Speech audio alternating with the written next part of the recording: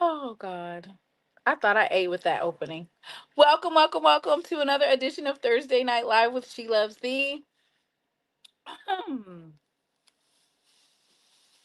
Y'all got y'all pom poms ready? Pom poms in the car? Pom poms in your carry on? I was trying to be messy. See? See? And God muted me right on up. Like, you're not going to say that. Damn.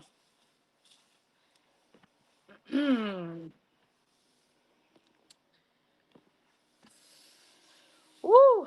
Y'all send a prayer up. Everybody put the prayer symbol in the chat, please.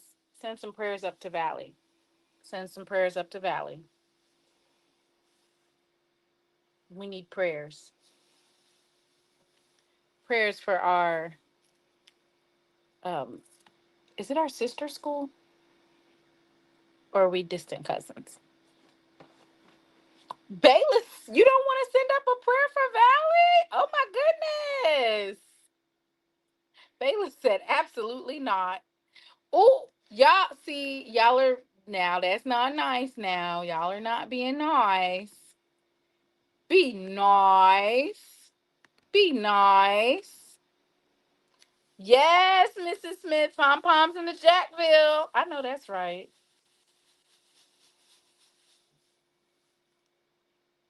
Safe travels to all of the Tigers that are on their way to Jackville, Tennessee. Oh, Thetis. Y'all are a tough crowd here. Y'all gonna leave him hanging like you gonna leave him hanging like that? God, tough crowd. All right. So I think we have a fun show tonight. Um, I'm excited about it. I did some slides for y'all tonight. I did some slides. Y'all know I love doing slides, little PowerPoints for the podcast. Then we have some news to talk about. I'm excited. I'm excited. We are celebrating. Yay, Delaware State! All right, y'all can clap it up for the Hornets. Can y'all clap it up for the Hornets at least? Show the Delaware State Hornets some love. Oh,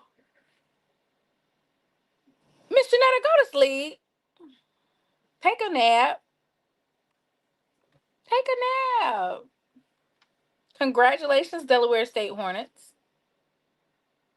It was cute. That was a cute little win against Stony Brook. Miss Max said she not clapping for insects either. Delaware State. Bayless, their defense is still cheeks. Even after having a off season, they're still cheeks with defense. Say it ain't so. Oh, yeah, that's true, Miss Shanetta. Make sure don't nobody everybody need to have their cameras up when we get on that bus. Don't catch me with my mouth wide open. Don't catch me with my mouth wide open. Ooh, y'all.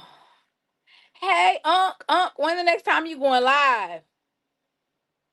When is the next time you going live?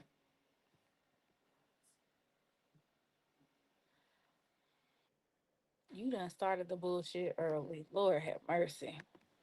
Ahem.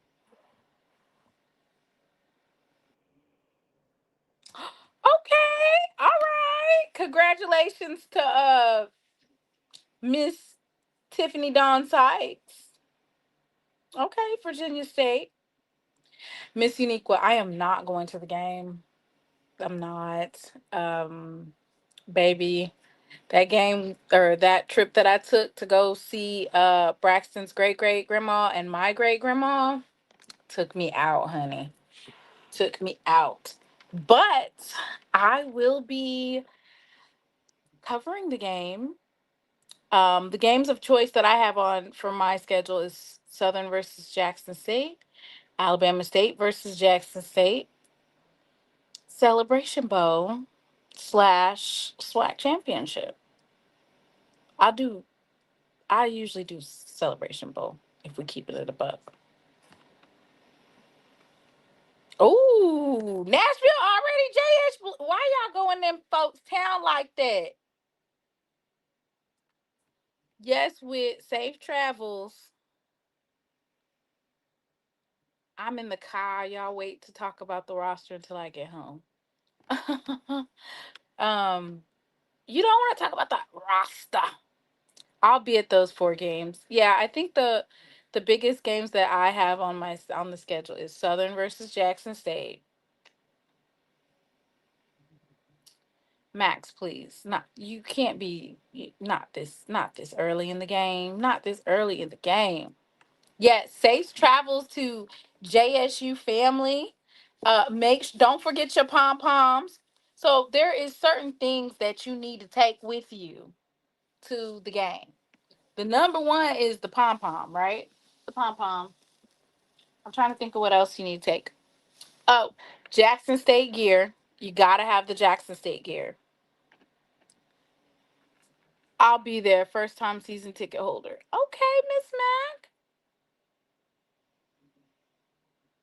Valley just don't care about this game no more. They giving up already. No homecoming against those snakes. Absolutely. Now, why would I waste a trip on that? So the only thing that I'll say about homecoming is I think my son does have school off on that Friday. I'll have to check again, but me personally, I don't want to go to homecoming unless number one, I don't have my JIT, and number two, I could be on the yard Friday at by noon. Like those are the two requirements for homecoming. Have to be on the yard by noon on the Friday, and you can't have my JIT. Them two. If those two requirements aren't met, it's a no for me. You know, I applaud people who take their children with them to homecoming, but it's like thousands and thousands. It's like 40,000 people in the city. And my son, he's a little inquisitive, and he sometimes he either isn't following me or he looking the other way. He might hear something and turn around, and I be done lost him. Mm-mm, mm-mm. Our plane was full with Mississippi governor on board. The people did not acknowledge him when the flight attendant shouted him out, not even the pink people. What? Why is the governor headed to Nashville? Ooh, I bet you he was beat red. Beat red. Max, hush. I mean, the Celebration Bowl's already in your city. The MEAC SWAC Challenge already in your city. So it's not like you done saved you about $3,000 right there. Me and my JIT are officially on the yard together. Miss Whitley, that is so cute. Oh. JSU fans received a hell of a salute. Oh.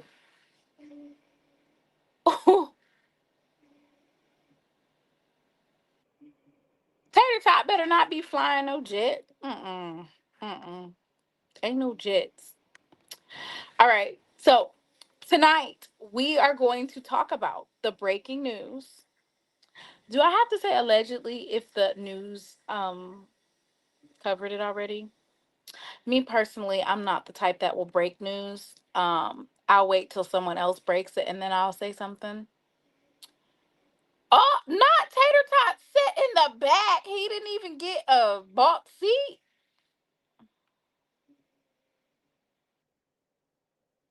Mm,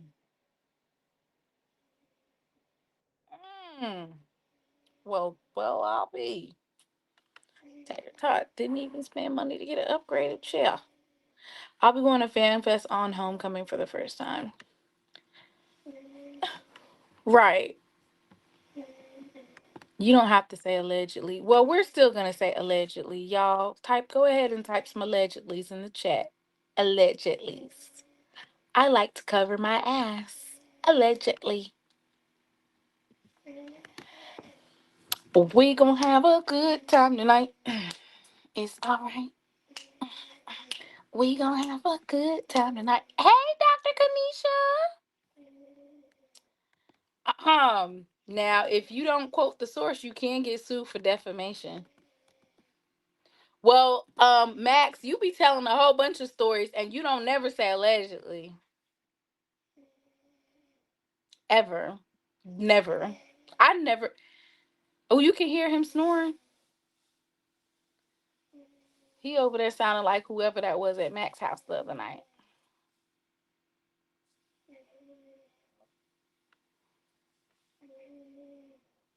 Where's Mr. Ford? Come on here, Mr. Ford. We ain't even start. Y'all know y'all ready. Y'all ready. We just gonna go ahead and get started. What y'all want to start with, y'all? Do you guys want to start with the breaking news for the temporary restraining order? Or do you guys want to look at the press kit that just dropped from Jackson State, which I implore everyone to go to the Jackson State website? Y'all can't even, y'all ready. Here, let me go ahead and show y'all where to get this from. And this is, this is very important that you know where to locate this from, because last year I was accused of giving out wrong information. I was just going off of what the game notes said. And so I want to make sure that everyone knows where you can find it for yourself. I had a restraining order one time thanks to my ex-wife. Oh my God, what is wrong with you? Can you play the press kit? It's not like it's a PDF file. I'm gonna show you guys how to get to it. All right, so basically you just go to gotigers.com/sports/football, and one of these uh game notes will be available. The way it's looking, it'll be for each game, and it's pretty in depth in terms of any and everything that you would need to know about Jackson State and about the opposing team. Yes, Bayless, we can go over the depth chart tonight. We can.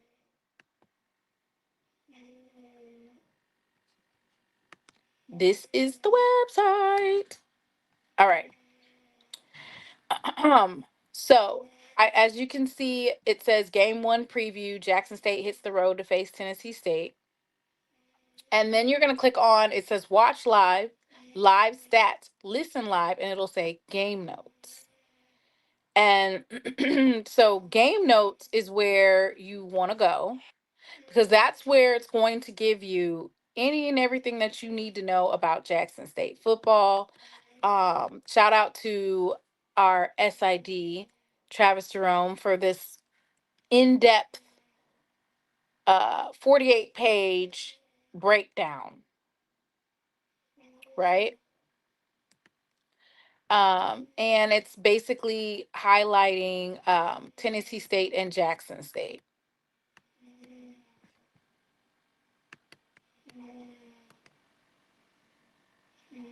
So there you go. Jackson State Tigers enter the 2026 season. The record is 28-9. This is, of course, TC Taylor's fourth year. Last year he had a record of 9-3, 7-1 in the SWAC.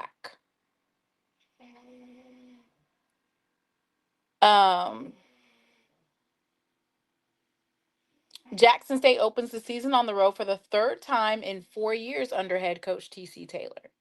The Tigers are currently 2-1 in season openers under Taylor, with their only loss coming on the road against ULM in 2024. They defeated South Carolina State. They beat their ass. And then last year, of course, we beat Hampton. Reggie Barlow is 2-10 at Tennessee State. This is his second year. He has a career record of 85-68. So he is a winning coach. So we're gonna see if he got any gains this year and if he's going to win. Um, The series history, Tennessee State leads the series 25-20 to 2. In Nashville, Jackson State leads the series 5-3. In Jackson, Tennessee State leads the series 5-1. Damn, we getting our ass beat in Jackson State. Lord. At a neutral site, Tennessee State leads the series 17-14-1. The last time that Jackson State met Tennessee State was September 10th of 2022 in Memphis, Tennessee. Jackson State won 16-3.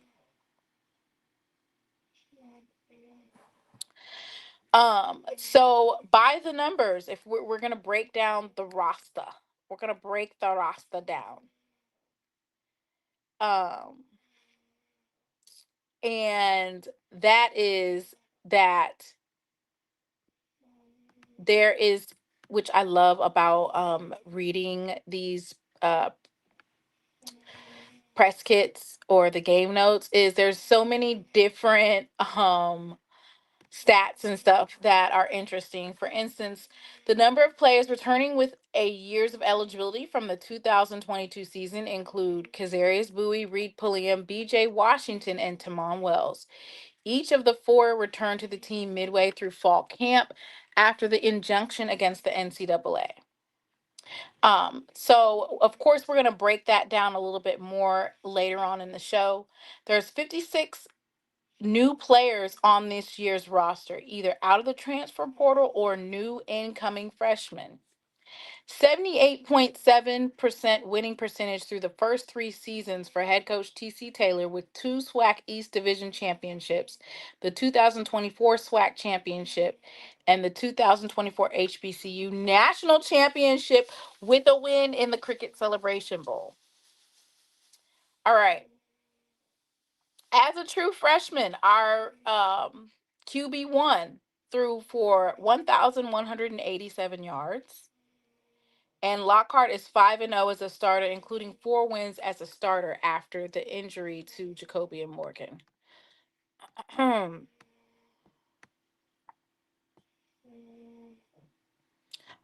so then it just has like a lot of the Tennessee State series in terms of, breaking down the history.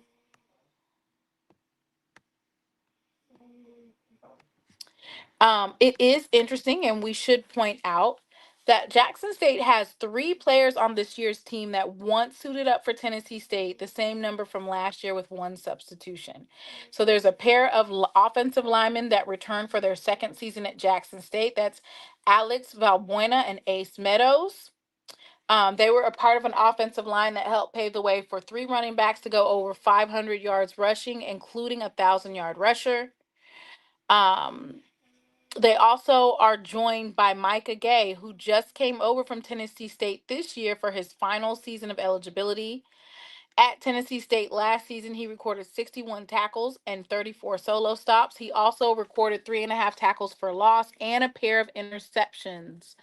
Gay also recorded a pair of pass breakups and recovered 1 fumble.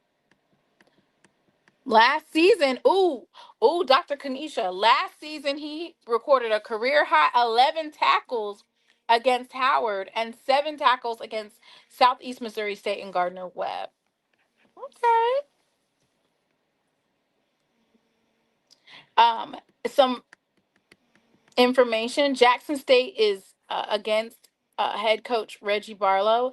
Jackson State is 5-3 all-time against Tennessee State head coach Reggie Barlow. He was, of course, the head coach of Alabama State from 2007 to 2014. The Tigers won 3 games in a row to start the series before the two teams won a pair of games each in a row. All right, y'all. So we can get to the nuts and bolts of everything. Let me see, did Mr. Ford say drop the link yet?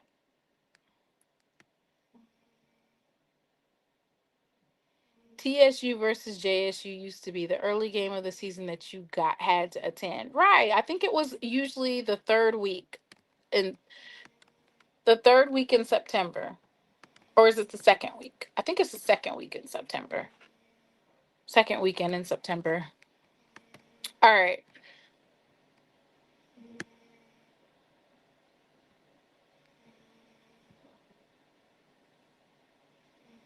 Um, so then it just talks a lot about the team, which of course we will delve down into those players when we talk about the depth chart. Um, Jackson State added a pair of coaches to this season's roster, and we talked about them actually, I want to say last Saturday. We talked about Raekwon Bethea, Breland Speaks, Alondra Strong. I think we also went over a defensive coordinator, of course, Terenzo Quinn, Javancy Jones. So we talked about all of that last Saturday. If you missed it, then go back and watch that particular live. Okay, here's something that's really interesting. Jackson State will have 3 sets of brothers on this team this year with an addition of 3 players. The Tigers will have a pair of brothers on offensive quarterback, Jared Lockhart, and receiver Jaden Lockhart, to go along with offensive lineman Quavion Davis and Xavion Davis. The team will also have a pair of transfers in Landon Green and Garrett Green from Lincoln, Pennsylvania. So that's interesting.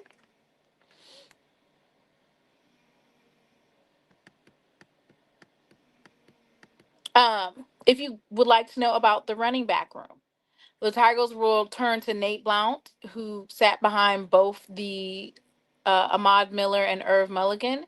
He will be joined in the room by Amari Matthews, Tyler Arrington, and Ladarius Pryor this year.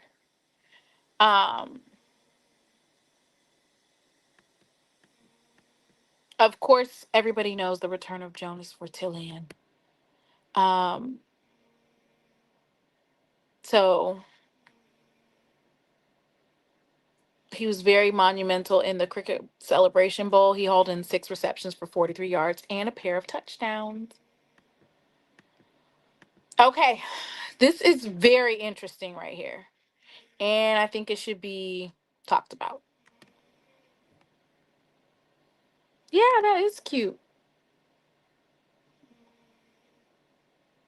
One of the games, Common G dropped the F bomb on Alabama State when they cheated the F kids out the effing game. That's what the F they did. Oh, wow. Hey, Mr. Moore.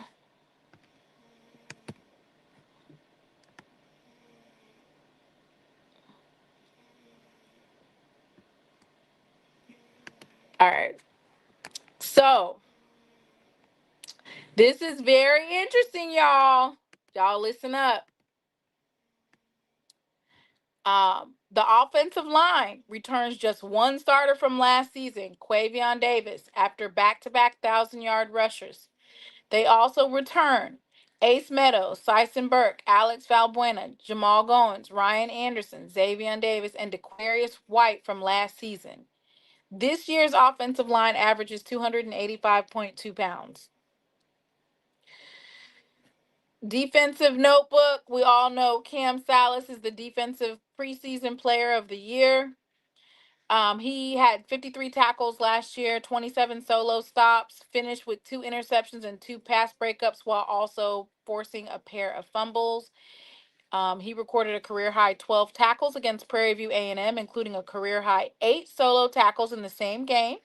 He also recorded 7 tackles against Southern Miss and recorded a tackle in all 11 games played. He was named an Aeneas Williams Award semifinalist and was named second team all conference at the conclusion of last season. I think one of the things to note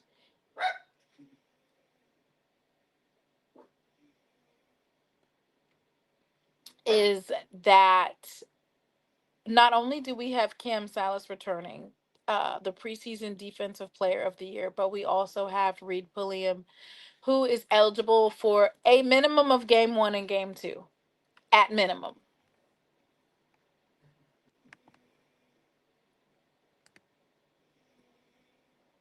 Um, we all know that Jeremiah Williams was monumental in the middle, and the Tigers needed to find his replacement, and they did not have to look very far. a new number 0 in the same position. Do you guys want to see this young man's picture? So should I be pulling up their pictures too? Y'all let me know. Comment down in the chat. Do I need to be pulling up their pictures too? Let me know. Let me know. Let me know. All right. Your shelter dog is hungry. You know what? Aeneas. Aeneas. Let me see how you pronounce it. Aeneas. I don't know. He must have heard something. All right. All right. Terrence Hibbler Jr. is number 0 this year, and he is a defensive lineman from Lexington, Mississippi. He went to Holmes County Central High School. Ain't that the same school that I believe that's the same school that Jeremiah Williams went to. His previous school was Mississippi State. He's a senior. He weighs 302 pounds and he's 6'2". All right. So there you have it. There you have it.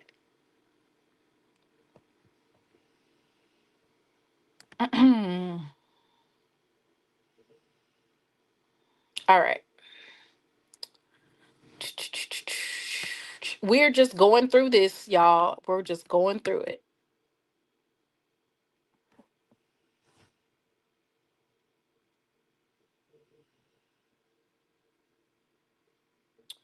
Okay. Up until the ruling of the class of 2022, Jackson State did not have returned any starters along the defensive front, I'm guessing. However, the new rule, Tymon Wells returns along with Stanley Cooks the second, Kazarius Bowie, and Wayne Patterson from last season. They're joined by 11 newcomers on this year's team.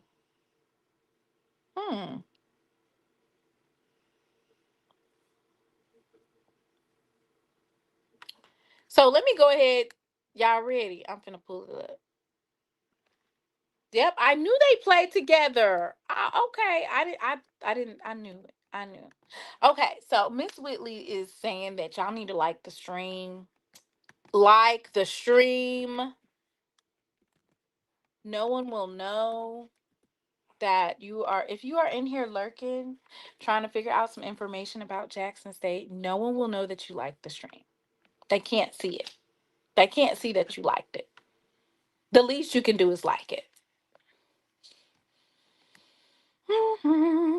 Let me pull up my little thing that I got for y'all. Oop. I got y'all a nice little slide. Let me see if I can pull it up.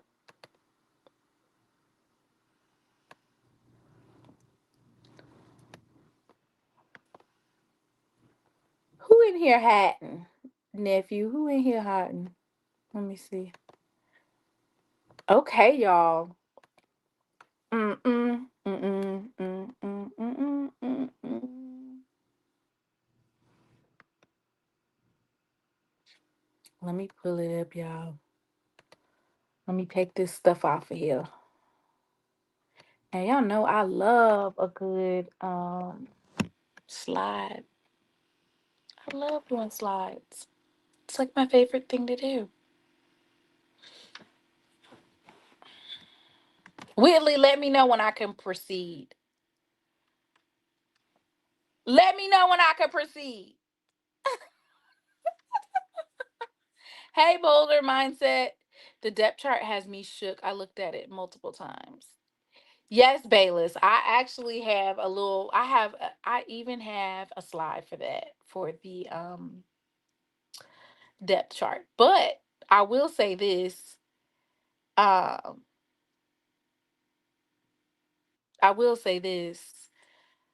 There are some changes defensively with the depth chart. I'm gonna just leave it at that, okay? There are gonna be some changes with the depth chart on the defensive side of the ball.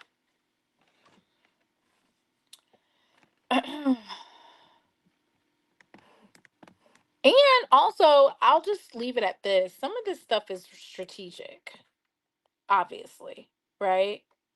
Like, I'm pretty sure if now, like I said, I knew about the TRO being granted, the temporary restraining order, which is going to be good for 10 days.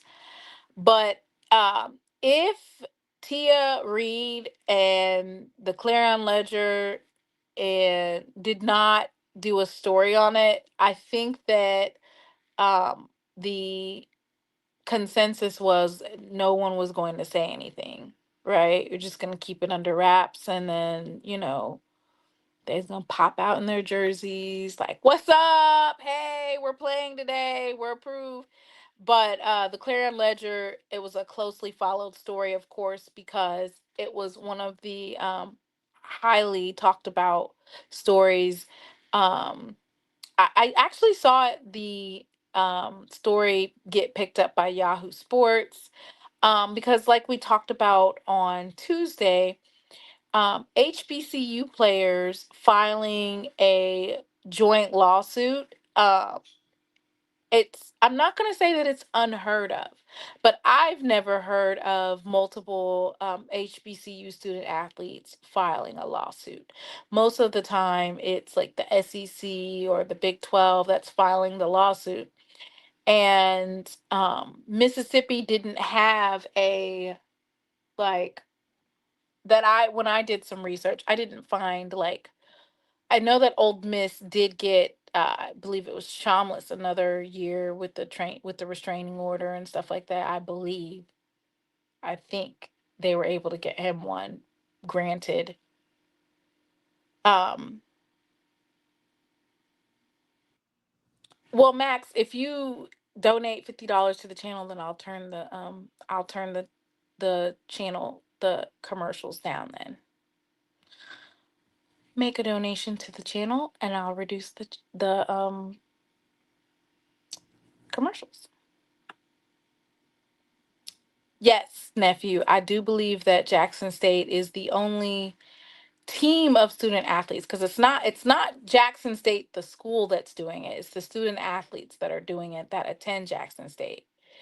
Um those that there that's the difference. We're talking about HBCU teams, Boulder Mindset. We aren't talking about Georgia. And I don't believe that I've seen an NCAA team file a lawsuit. The student athletes, because I don't think that schools can file on behalf of student athletes. Manny Fresh. So the four student athletes that were granted to play, they actually were at summer camp for, I believe, 2 to 2.5 weeks. So whenever there was a stay order, no, whenever the temporary restraining order was granted in Colorado, and it was a blanket eligibility, and I think that was the time that BJ Washington, they announced that he was going to be a coach.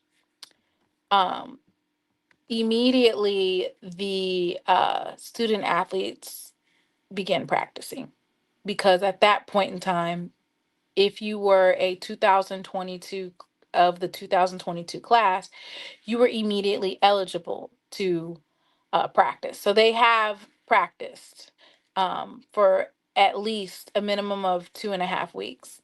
And you know what? After they um, put a stay on that restraining order and took it away,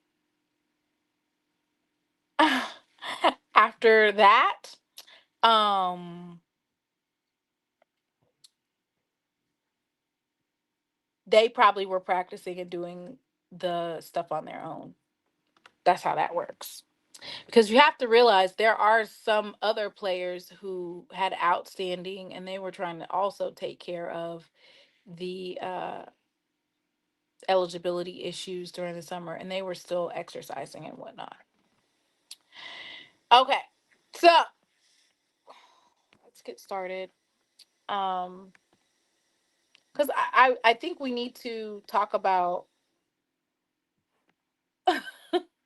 the various players, what they basically their impact on the team last year, and so we expect an immediate impact. They are eligible for game one and a minimum of game one and game two. The TRO is for 10 days minimum. It could be 10, it's usually 10 to 14 days. Ahem. So they are saying 10 days. So we shall see. All right. So Reid Pulliam is linebacker number 17. Um, I believe that had Reid Pulliam already had his eligibility granted prior to the season, like the preseason, I believe that he definitely would have been in the running for defensive um first team all SWAC. You know, he's up there in terms of first team all SWAC and some accolades, right? Because he's coming in late, a lot of those preseason watch lists and all that, he wasn't placed on those. But I definitely believe that that would have been a player that they would have been looking out for and watching for. He led JSU in tackles. He had 74 tackles last year. Second in JSU for tackles for loss, he had 10, and all SWAC first team last year. Um, Immediate impact. I actually think that Reid Pulliam, I really do think that the depth chart that they posted, that this could actually change based on the fact that Reid Pulliam is eligible for this game on Saturday. I actually think that there's a strong possibility that he may be starting or put in that lineup first or backup, right? So the depth chart, it could change at any time, which is something that is said in those game notes. Um, Let me go ahead and copy and paste that, send that to you. Oh, Lord have mercy. Bipolarism. Good Lord. The depth chart be 80% accurate. Yes, Ed, but with the addition of these four players, I'm sure that the depth chart is, in fact, probably not accurate at this time. Because you have to think about it. If these particular players are possibly only eligible for the next two games, they're definitely going to be trying to play as many games as possible, right? So they're going to have them playing a significant amount of time, especially in this first game. Because, you know, you didn't uh, prepare for it.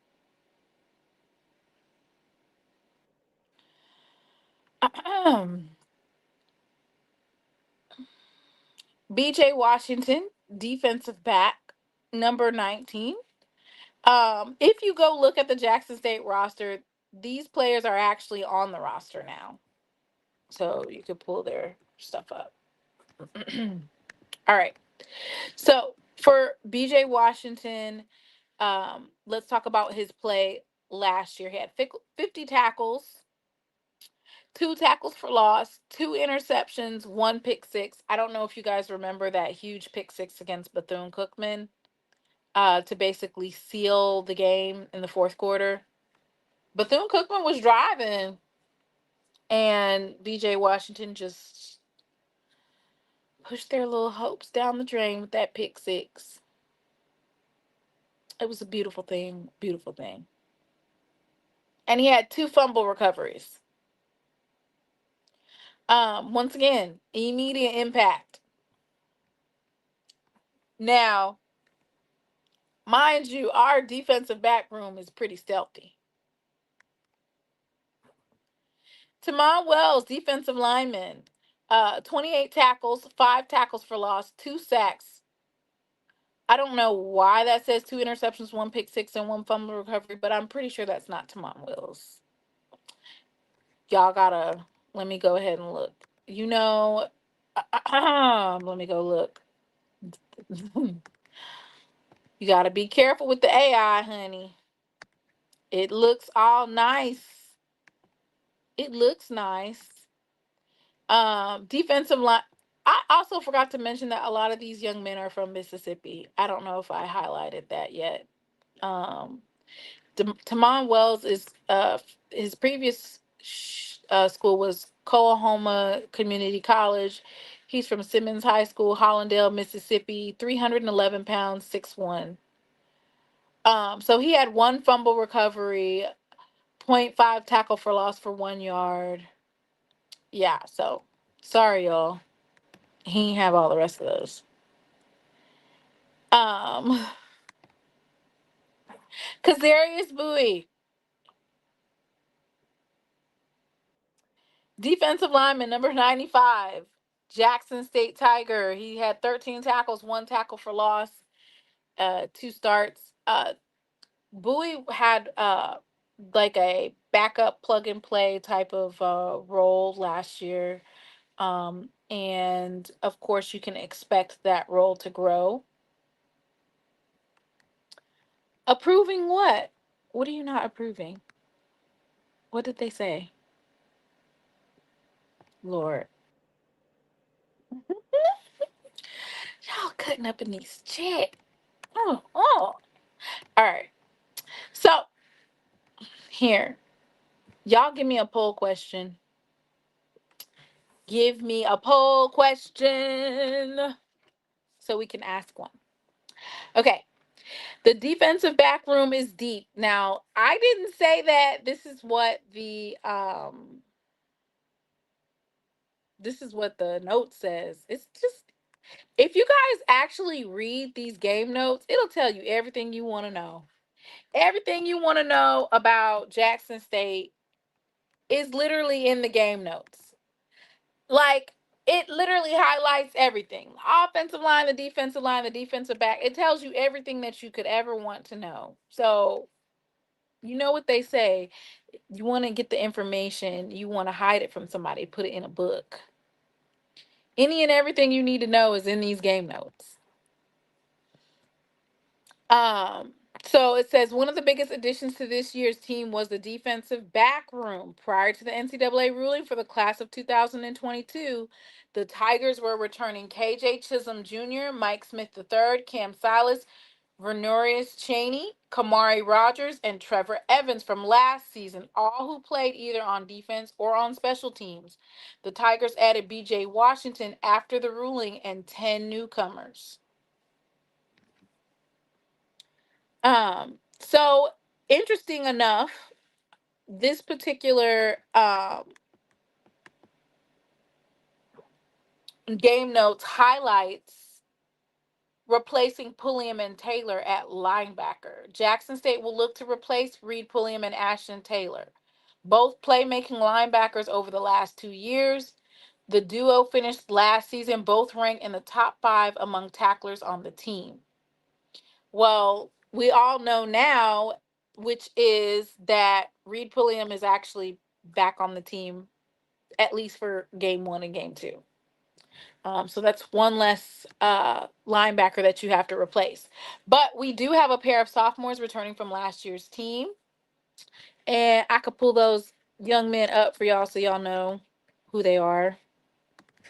Some of you guys are really honed in on all of the players. And some of us, with the transfer portal and the fact that these kids be in and out, they are gone, they're here today, gone tomorrow. It is hard to keep up, right? That's a lot of different names to learn every year. It's a lot of different names to learn every year. So with that being said, sometimes you know, sometimes we miss that. So let me see if I can get this young man so we could talk about him.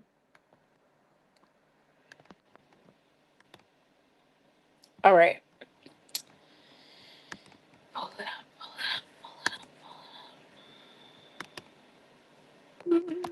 up. Thank you. All right. Keith Bass Jr., 215, 6 foot tall, sophomore. His hometown is Fairburn, Georgia, and his high school is Lanston Hughes High School. So that is Keith Bass. And then we also have Cam Evans. So when we talk about the linebacker room, this is who we're talking about. Crawford, Mississippi, West Lowndes High School. Cam Evans is a linebacker, 6'2", 215 pounds. And also, you guys, um, not for me, real football junkies know the fourth-string tight end recruited 3 years ago. Ed, why wouldn't you know a player that's been on the team for 3 years? Hmm? Why wouldn't you know?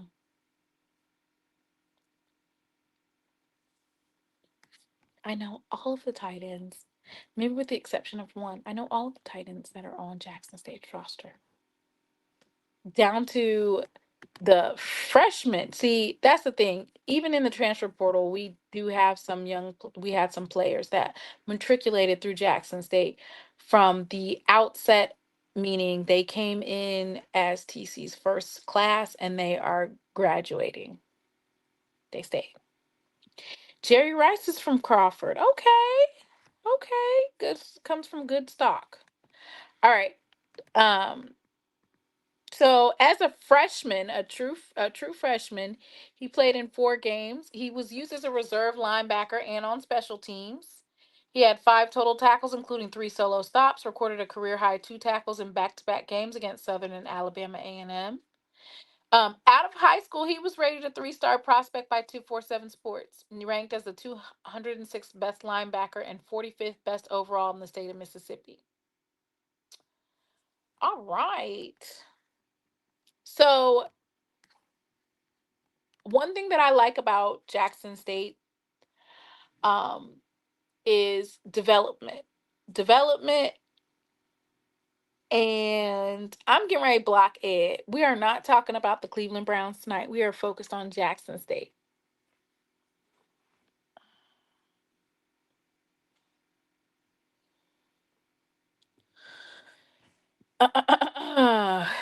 Ed being messy and throwing me off. Because why are you talking about that?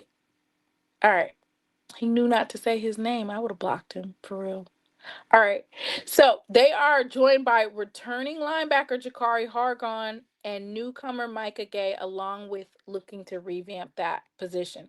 Okay. So that is one of the things that I can attest to, which is yes, we lost Ashton Taylor, but we hit it out the park with Micah Gay, who actually happens to be a former Tennessee State linebacker, one of their top tacklers for Tennessee State as well.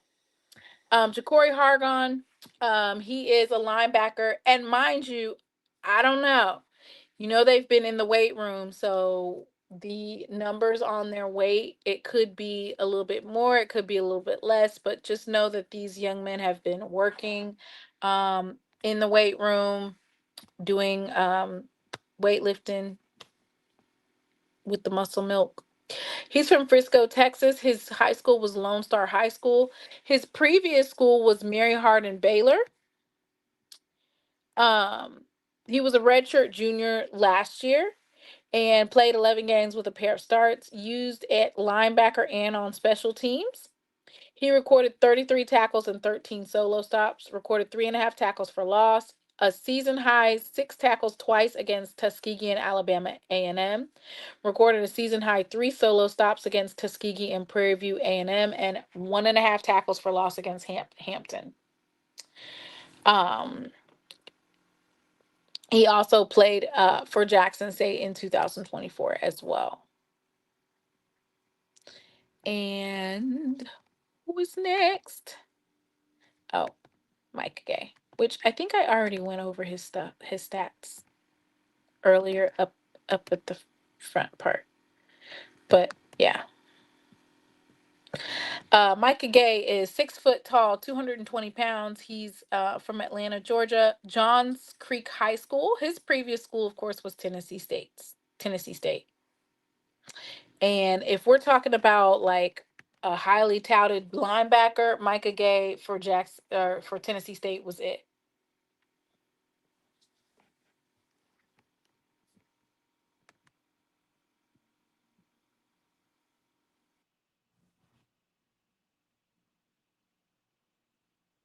Ed is messing with me, but it's okay because whenever the Ravens lose, hell have no fury than a woman scorn. I'm gonna post as I'm gonna troll him to oblivion. It's okay.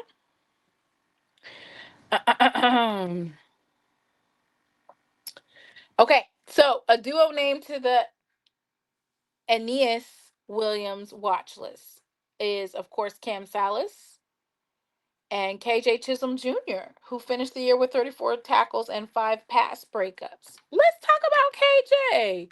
Listen, if it KJ has came a long way, honey. If you know, you know. KJ is what you call a developed defensive back. He is put his head in the dirt, and I'm talking about he had a hell of a season. Um, from Beaufort, South Carolina, high school, Well Branch High School, 180 pounds. I think he probably put on a couple more pounds since this, yeah. Junior, 6 foot tall.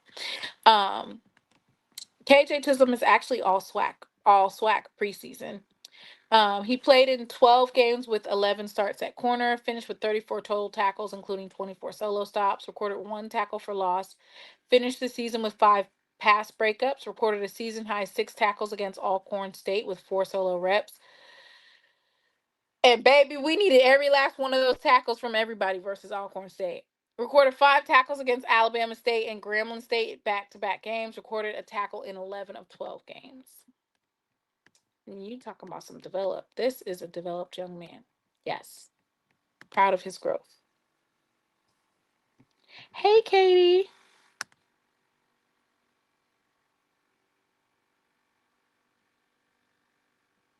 We do not want a Ravens jersey. Nope, we don't want that. All right. Once again, I will drop these game notes for you guys because even if, like, whenever you get off of line, you guys have to download this. Save it to your phones because everything that you need to know about Jackson State Tigers is in here. Every single thing from the depth chart to who does what, the numbers.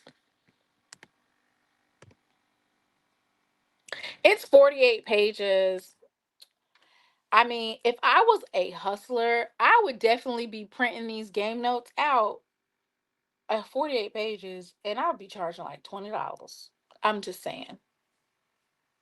People would buy it. $20 to have a breakdown of everybody and you get to know the ins and outs of everything. All right. Special teams, y'all. Now, special teams, we needed some help last year. Lord have mercy. It just wasn't the same, you know? But I am proud to say that special teams has had some great recruiting coming in and overhaul. Um, the special teams unit will have a new look to it with the departure of several players, including a pair of kickers and long snapper.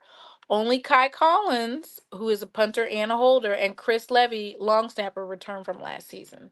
So we've got a brand new look with our special teams. Do you guys want to go over special teams? Comment in the chat.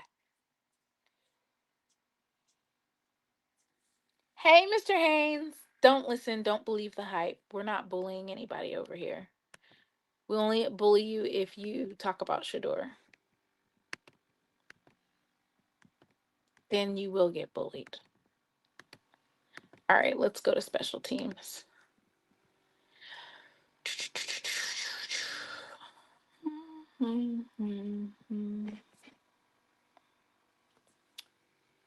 All right.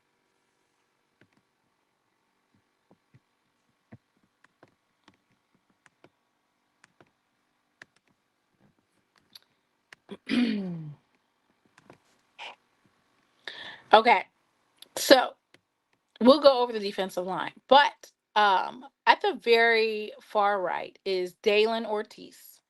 He is 6 foot, 185 pound senior. He is a kicker and a transfer from Lincoln, Pennsylvania. He's originally from Sylmar, California. Then, of course, you have sorry, Andrew Ivanchich. Eventually. He's a kicker, 6'2", 190 pounds. He's a freshman from Lawrenceville, Georgia, from Buford High School, which I believe we have a couple of players from Buford. Rashdan Tabayasha is a kicker, 5'11", 200-pound senior. He's originally from London, England, and he's a transfer from Fort Valley State. Excuse me. Shelton Freeman is a kicker / punter, 6'3", 170-pound freshman from Augusta, Georgia, Westside High School. Lord have mercy, we have a lot of freshmen. All right, let me see if I can find a long snapper for y'all.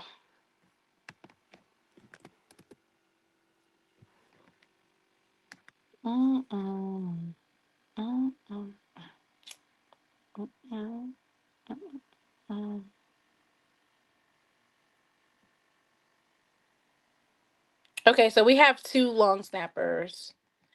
We have, of course, Chris Levy, long snapper, 5'10", 195 pounds, sophomore from Mobile, Alabama, from Baker High School. And then Landon Green is 5'11", 190 pounds, Houston, Texas, and he is a transfer from Langston. Yes, like special teams has to be better, significantly better than last year, because that literally make and break your game in terms of being able to trust that your kicker is going to get it in there in terms of a field goal, right? You don't want to apply that much pressure to your quarterback, right? Your quarterback gets it to the 30-yard line. You want to be able to trust that your kicker can, and maybe it stops. Matta did come from Buford, and Buford, I thought he did. Buford was the number 1 team in the nation last year, so hey, comes from good stock. We hit it out the ballpark with, I will say this: special teams has been good for Jackson State, for the most part, over the past 4 years. Like, it has. Well, I'll say 2 out of 2. We're gonna say 2 years, right, you guys? 2024 knocked it out the park, right? We had Matt Knoll. I mean, it was ridiculous.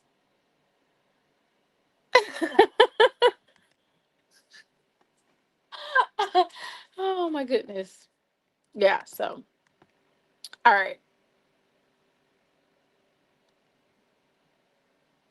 So, return game, Jackson State will have to replace Travis Terrell Jr. in the return game. After a freshman All-American season, they will have Jabari Jones, Nate Rember, and Mike Smith to do so. All right. Let's see. Let me go through this, y'all.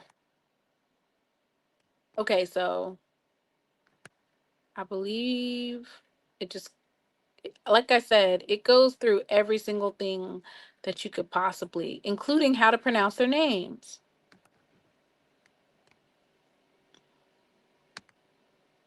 Let me see if I'm pronouncing Kazarius. Yep. Xavion, Quavon, Sion. Oh, I didn't know that. Sison Burke. Okay.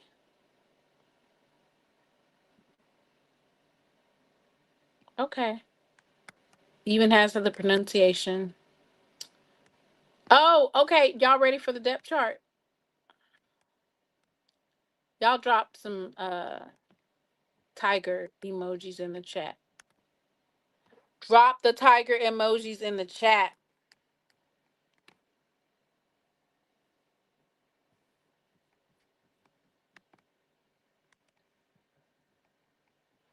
Now, let me play some music. So, I know y'all are like, dang, you ain't got no other music. I love this song. This is my favorite song.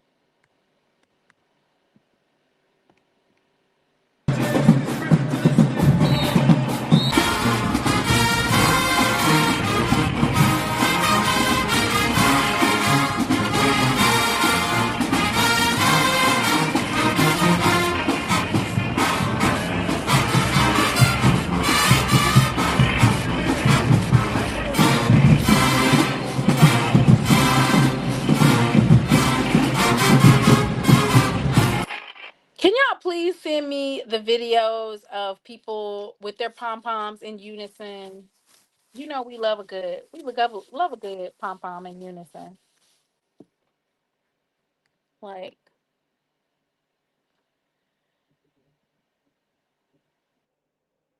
I love the way that works. All right. So, let's take a poll. Let's just take a poll. Depth chart. Were you surprised?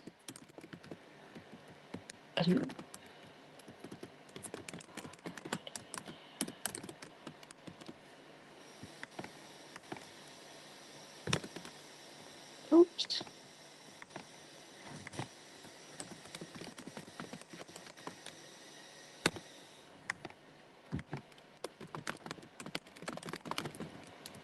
Okay. So we're gonna take a poll right now, which is the depth chart. If you were surprised about the depth chart, type 1 in the chat. If you already knew who was gonna be first and who was gonna be second, type 2 in the chat. If you think that the depth chart is a decoy and this is not the actual depth chart, type 3 in the chat. And if you're thankful for the info, you're going to use it, type 4 in the chat. If you're surprised about the depth chart, type 1. If you already knew, type 2 in the chat. If you think it's a decoy, type 3 in the chat. And thanks for the info, type 4 in the chat. So for me, I'm going to type 4 in the chat. I'm going to type thanks for the info. And the reason why I say thanks for the info is because some of these I was more than one. I was surprised by some of these names on the depth chart. I was thankful for the info. And I also think that it's a decoy to a certain extent. There are some players, you'll see their name and you'll be like, okay, yeah. Did we discuss SWAC Pick'Em yet? No, we didn't. We can. We can do an intermission right now. All right. You guys, I usually do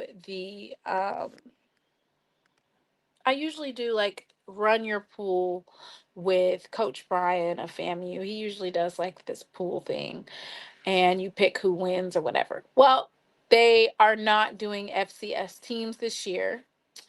So I have created a SWAC Pick'Em game on my website. That's right, SheLovesThee.com. I'm going to go ahead and show you guys how it works. If you missed tonight, because tonight, of course, there was the Valley game, which I have to update the score. But if you missed tonight, you can still go in. You're just going to be already down one game. You're already going to be down one game. You can only pick 9 games this week instead of 10 because the Valley game has locked. But SWAC Pick'Em, and I'll drop the link in the chat.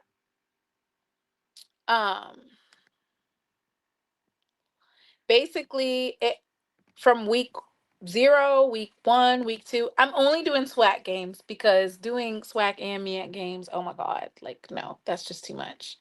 I want to say that would have been 16 games. Would have been 16? Yeah, 16 games a week. Oh my God, no. And since I am a channel that primarily covers the SWAC in Jackson State, I stuck with what I knew. And so this is the week 0 matchups. Of course, as you can see, Valley and Nichols is locked, but you are still able to participate. We have Southern versus Alabama State, Alcorn State versus Miles, Grambling State versus Clark Atlanta, Morehouse versus all UAPB, Albany State versus Florida A&M, North Carolina Central versus Texas Southern, Alabama A&M versus Howard, and of course, our game of the week is Jackson State versus Tennessee State, Prairie View versus Tarleton State. You do have to be a member to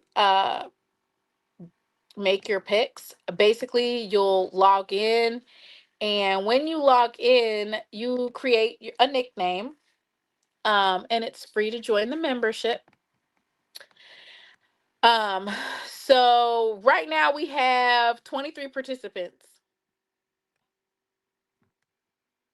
I don't know why JTV picked twice. All right, but anyway, yep. So once I update it, which I'm pretty sure everybody picked Valley to lose, so you'll be up one. But basically, every week, you'll get 1 point for a win. It's just fun.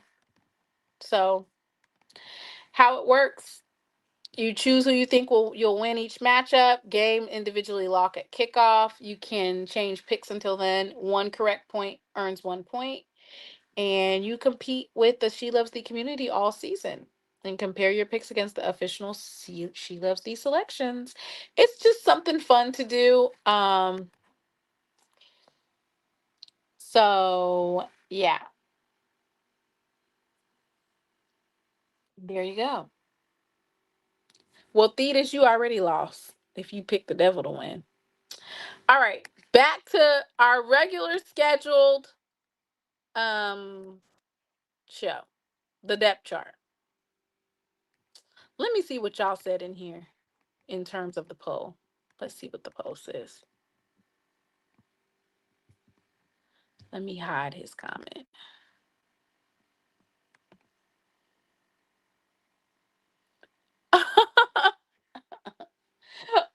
What? Whitley, did you pick Valley to win? All right. So I'm not everybody voted. Y'all didn't all vote. We need some more votes in here. There's almost 200 people in the chat. And oh, there's 200 people in the chat, but you guys don't want to comment the number. I got it. Got it. Got it. All right. So let's get about 10 to 15 more people who are engaged in this poll. And if you're watching and you don't want to comment because you don't want people to know that you watch my show, just say it out loud. Okay? So, if you were surprised at this depth chart, press 1. If you already knew what the depth chart was going to be, press 2. If you think it's a decoy, press 3. And thanks for the info, press 4. Thank you. What was the poll? The poll was talking about the depth chart.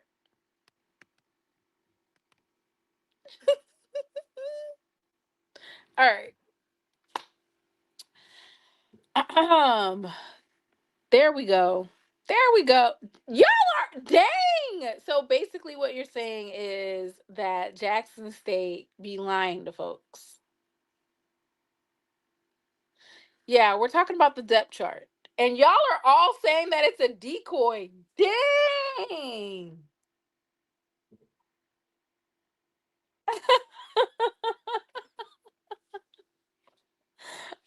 Dang. All right. Y'all want to go through these? All right, let's go through these. All right, we're going to start at offense because what in the world? Okay, let me see if y'all can see that. All right. I'm going to make it big for you so you can see it.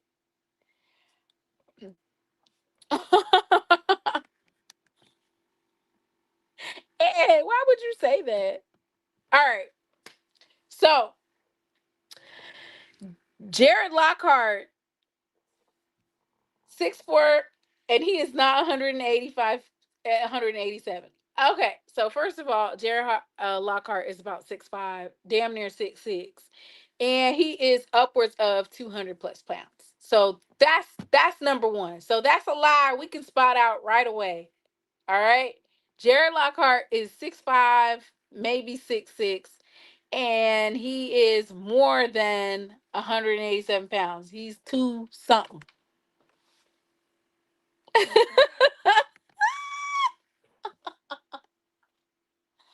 Oh, all right. Okay. So, how y'all want to do this? Are we going to go over each quarterback in the room, or y'all just want to talk about the two on the depth chart? We already pretty much know about Jared Lockhart. I actually don't think there's anything. I mean, does anybody have any questions on Jared Lockhart? I don't think so. I think that this pretty much going into this season, you already knew what was up. You knew who y'all already knew who was gonna be QB1. It's not a surprise. That's not a surprise. We're not surprised. Not surprised at all. No one's surprised about Jared Lockhart being QB1. Daryl Smith, I am not giving TSU information. How am I giving TSU information when everybody, number one, thinks it's a decoy? But number two, this depth chart is online. I'm pretty sure that Coach Reggie Barlow did not say, hey, make sure that you watch SheLovesThee show because she's breaking it down. Said no one ever. This particular game note is on the Jackson State website. So nothing that we are saying here tonight is mind-blowing. We're not revealing any information that is not available on the website. Okay? All right. Just wanted to get that out before anybody accuses me of giving them some type of like secret sauce or something. Oh, Lord have mercy. Y'all are funny. All right.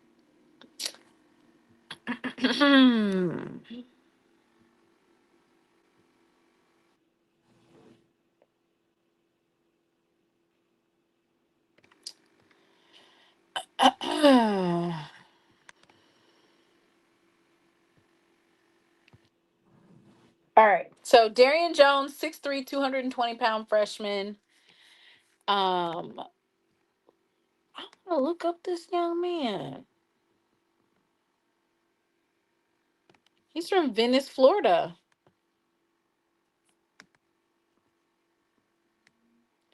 He's a three-star recruited by 247 Sports. He received interest from Howard and Coastal Carolina, named second team All-State, helped lead the team to state semifinals. He threw for 2,500 yards in 11 games, and he threw for 30 touchdowns. So that's QB2, allegedly.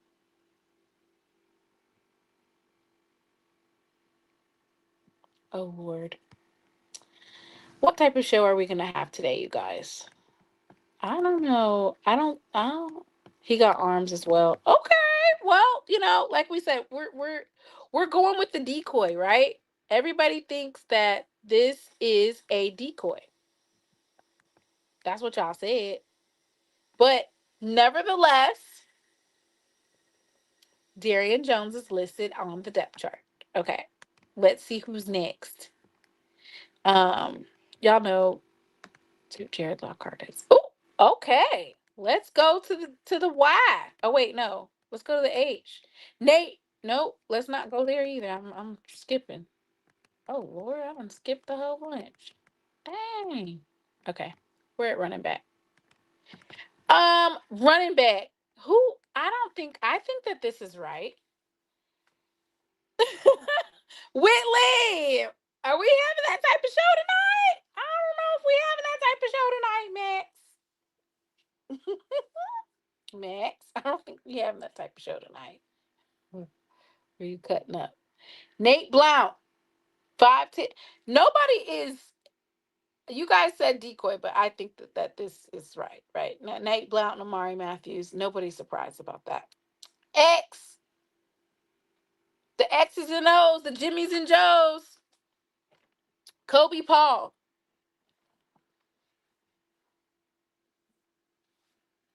and Jonas Fortillion. Now, you know, maybe this is like some. Kobe's been working his way up, right? And so he's getting the start. Jonas Fortillion is backing him up.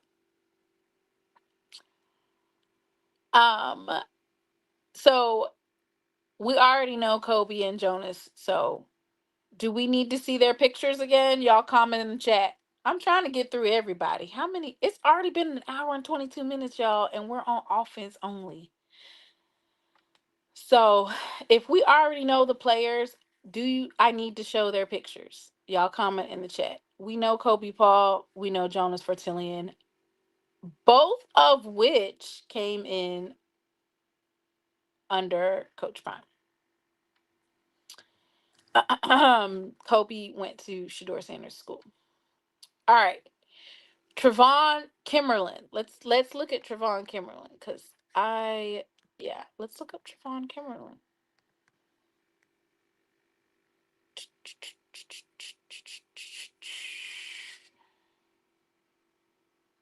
All right, Trevon. All right. Trevon Kimberlin is 6'2", 175 pounds. He's a senior from Enterprise, Alabama. He went to Enterprise High School. His previous school was West Florida.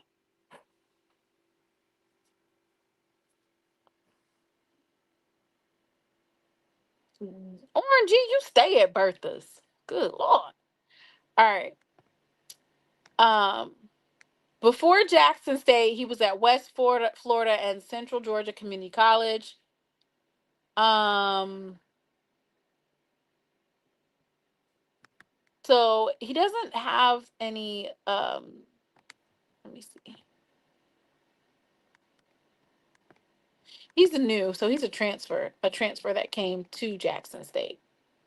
He didn't appear in any games in 2025 or 2024, not at West Florida. So Trevon Kimberlin but his name is on listed on the depth chart.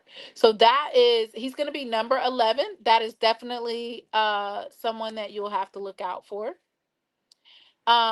Keenan Higgins, 6'4", 180 pounds. Let's look up Keenan Higgins. I hope I'm saying his name correctly. Y'all charge it to my head, not my heart, honey. All right. Keenan Higgins is a transfer from Colorado State. He is 6'4", 180 pounds from Oakland, California. His high school was Pittsburgh High School. He's a senior. Um,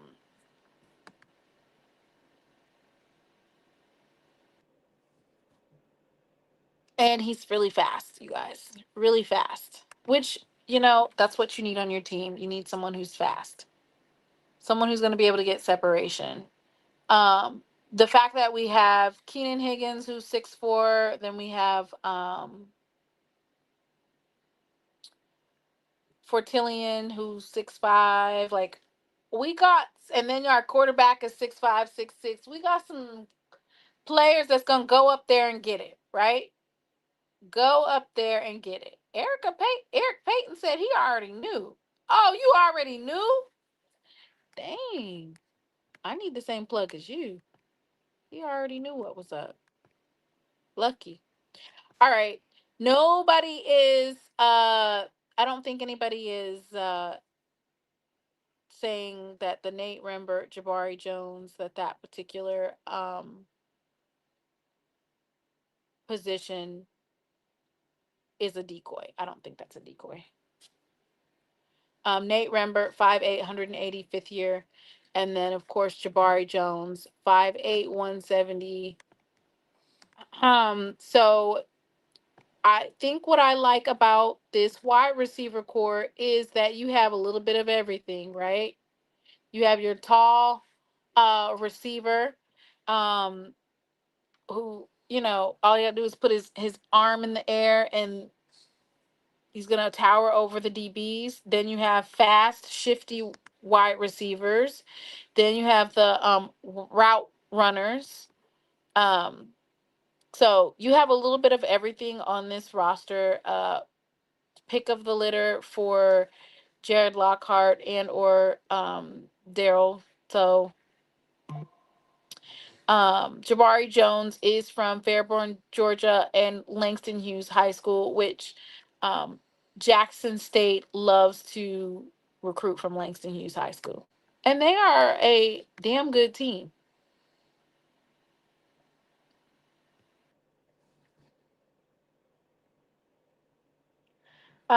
Tight end wise, Jency Riley. We all know Jency. 6'4", 237 pounds. This is secure 6 year. And then Sebastian St. Louis is 6'5", 235 senior. Sebastian is one of the incoming classes for Coach TC.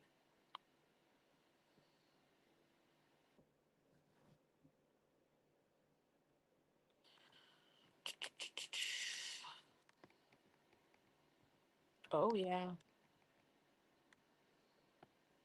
Y'all, we gonna talk about that offensive line. Shit. 6'6", 340 pounds. Good Lord. Unc is always talking about the offensive lines. I wonder what he thinks about this offensive line. Unc, what you think about Jackson State's offensive line? I think that well, Unc always talks about how Jackson State offensive line is literally when teams go for recruiting, they look at Jackson State's offensive line and see what Jackson State has and says, "Hey, we need to be recruiting to match or exceed what Jackson State has on that line." Um, so Jaquan Bolden, offensive line, he's 6'6", 340 pounds. His hometown is Canton, Mississippi. Ain't that where Max is from? Canton High School. His previous school was Mississippi State.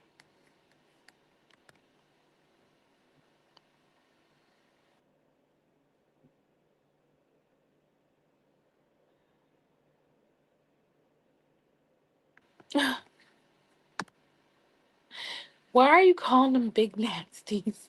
Look at Jamal deciding to join us.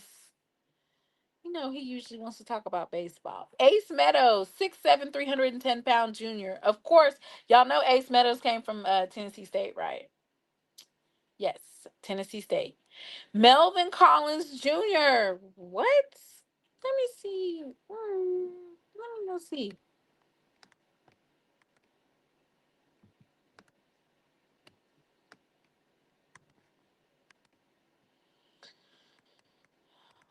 Hmm. Oh, okay. Um, Melvin Collins Jr. is an offensive line. He's 315 pounds. His hometown is Terry, Mississippi. He went to Hartfield Academy, and his previous school was Western Kentucky. He is 6'5", 315 pounds. That's what I like to see. Bring him home, coach. I will say this, that recruiting hometown heroes who've been at the FBS level or at other FCF schools, and they are homegrown talent from Mississippi, and getting them to come back home is something special.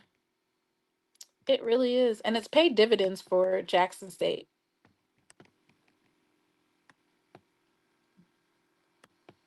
My coach used to call them big uglies.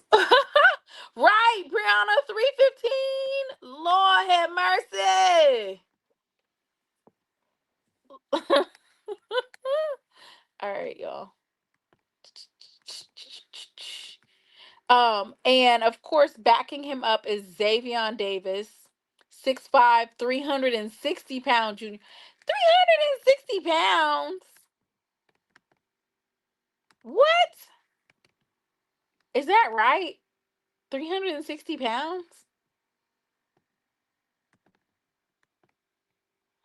Boy, if he pancake your ass, you might have to go to the upper room. He's from Louisville High School. That's where we got our Louis luggage from. Port St. Lucie, Florida is his hometown. He's a junior, 6'5", 360 pounds. He might be 6'6" now, maybe, huh?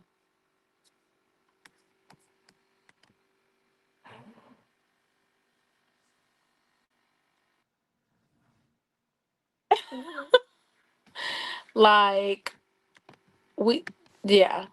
So that's what when they talk about uh the pancake posse.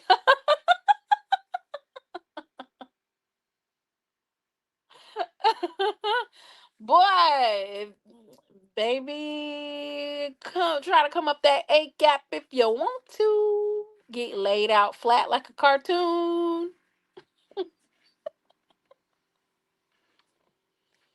Come out there if you want to and see what happens. See what happens. Come on over here. Come on over here. You walking over here, but you're limping back. Walk over, but you're limping back. All right. Let me stop playing, y'all. Alex Valbuena, 6 foot, 275. He is a center. And Aiden Martinez, of course, 6'4", 292-pound junior. Let's meet Mr. Martinez.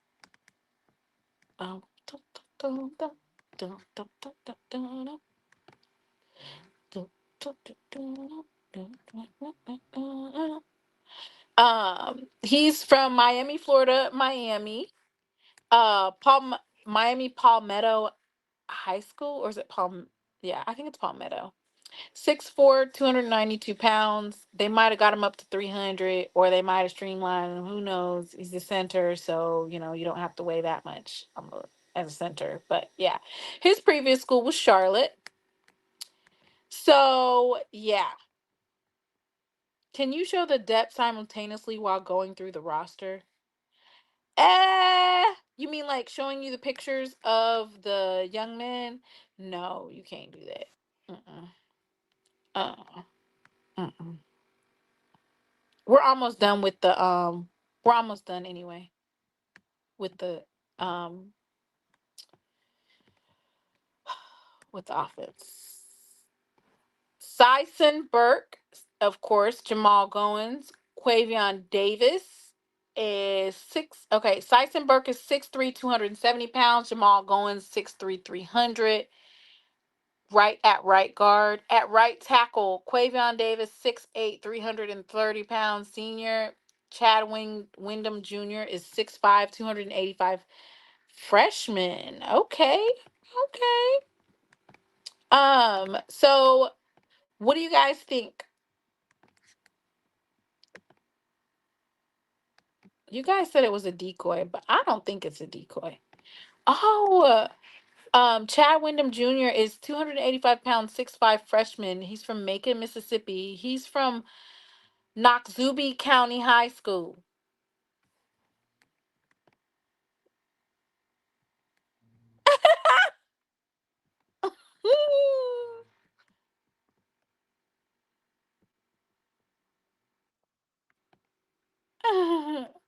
Why are y'all cutting up in the chat?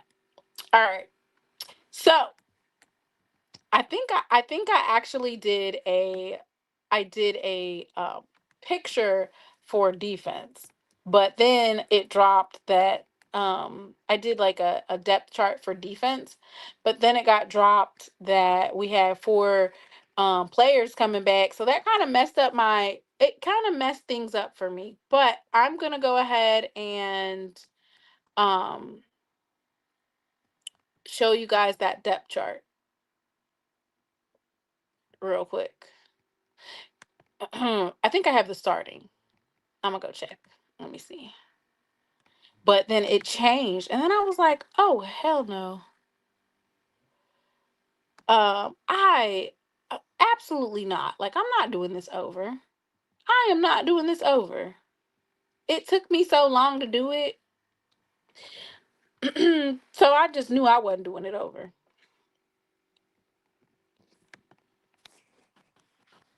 The key to the offense is the offensive line. Everything else gonna hum. Everything else is gonna hum. We ain't even got to worry about that. Let me make sure this is the right one, y'all. All right, let me turn everything else off and make it bigger so you guys can see it. I'm gonna turn myself off so you guys can see it. Make it bigger. All right. So this is what I came up with. Y'all, if you played if you played little league football, 7-on-7, 11-on-11, if you played at the YMCA, what other type of football teams are there? If you played if you're all Madden, and if you're a professional, y'all could help me. You know what I'm saying? Like, I am not I'm okay with criticism, right? Or if you want to help me. Who mispronouncing Ohio City? Which one? Which one did I mispronounce? Y'all can help me. But this is what I came up with. Me personally, this is what I came up with.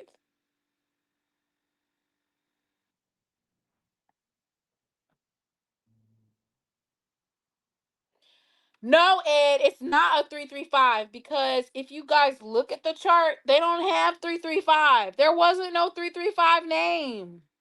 It's not. It's not. It's a 4-2-5 hybrid defense. It is not. I don't know.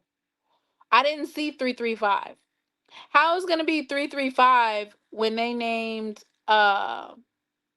Stanley made up defensive positions? Fred, you think that stuff, you think the depth chart on defense is made up too? Damn. So we're just looking at made up hypotheticals then. Don't talk about 335. We're not going to talk about that. All right. So anyway, he's so messy. All right. Let me go to the defensive chart. Y'all messy. This is based off of what was given, and y'all said that it's fake anyway. But this is what was given on the defensive side. So I don't know. I based it off of that, and your guys are saying that it's fake. Hell. Wide front. Well, that's what it says on here. So did they make it up? Did they make up wide front? Let me see. All right, so this is what the defense says on here. I don't know. Fred seems to think that it's made up in terms of, like, it's not real. So wide front, we got Michael Johnson Jr., 6'1", 240-pound freshman. 3T. Wolf means like Wolf is like where you are a hybrid, right? Yeah, so you can move into more than one position. That's what the wolf is. Anyway, 3T, they got Amarian Ware. And you over here talking about it's made up. Why would they do that? Are they trying to confuse people? And what type of, like, film are you really finna draw up 2 days before what type of schemes are you gonna make up in 2 days against dropping this depth chart? Whatever is gonna be is gonna be. Nose tackle. Stanley Cooks.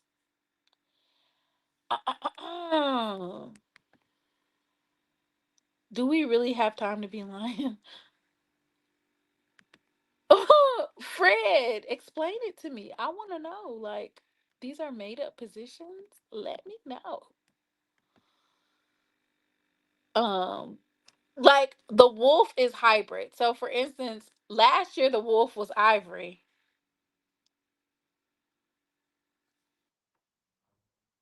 So, you know. Last year's starting middle linebacker was Pulliam. So I am going to guess that Pulliam will retake that middle linebacker position, allegedly, possibly, maybe. Um, Last year at strong safety was Washington. So you could expect for possibly, maybe, allegedly, Washington to take strong safety. Um, Ware was nose tackle for a little bit, but for the most part, it was Williams, Jeremiah Williams at nose tackle.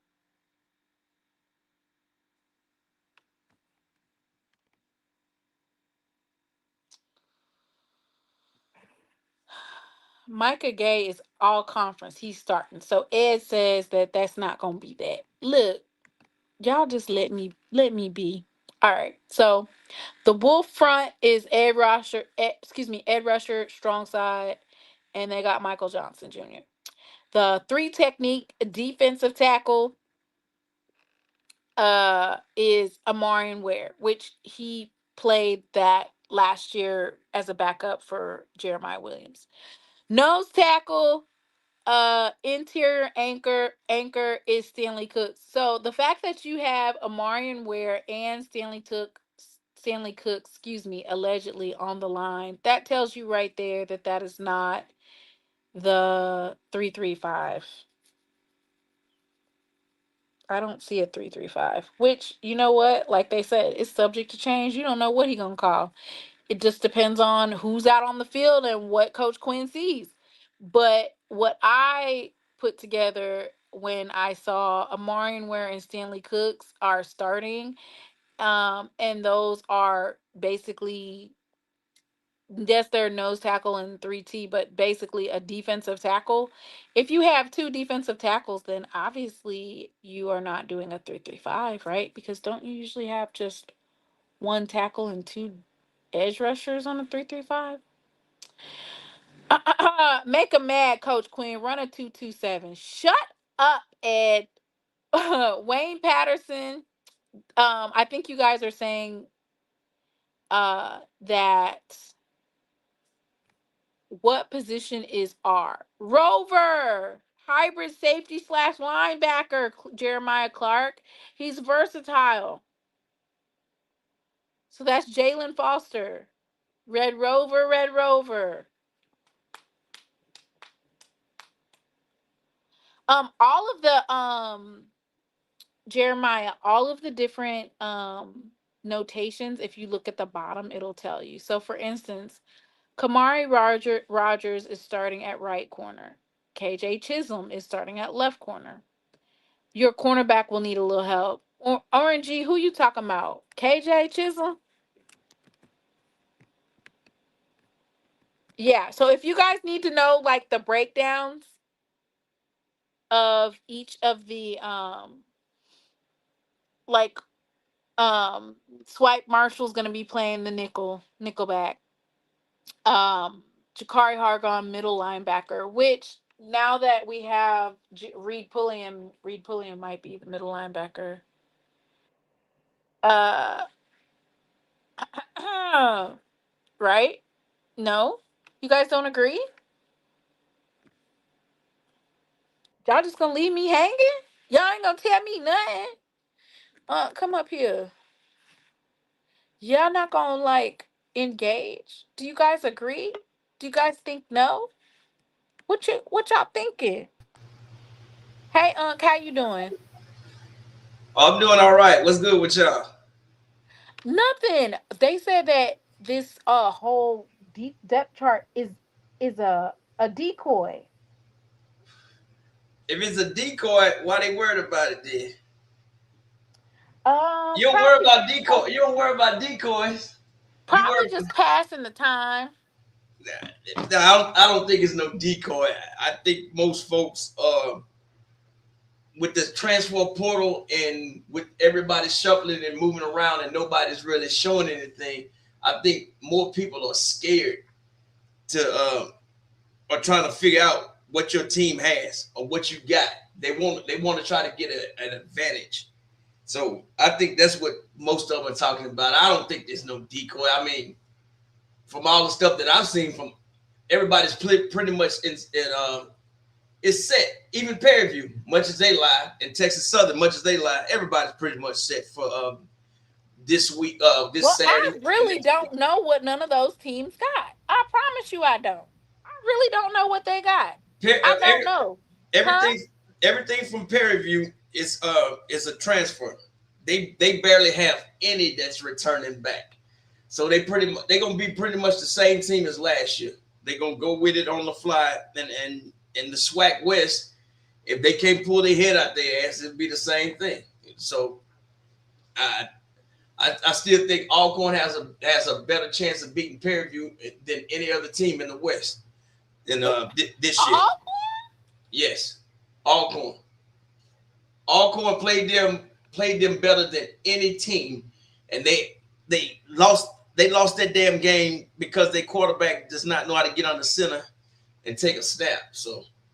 But if you go back and look at all the games that they played in the West, in the SWAC West, you will see Alcorn played them the best and should have won that game.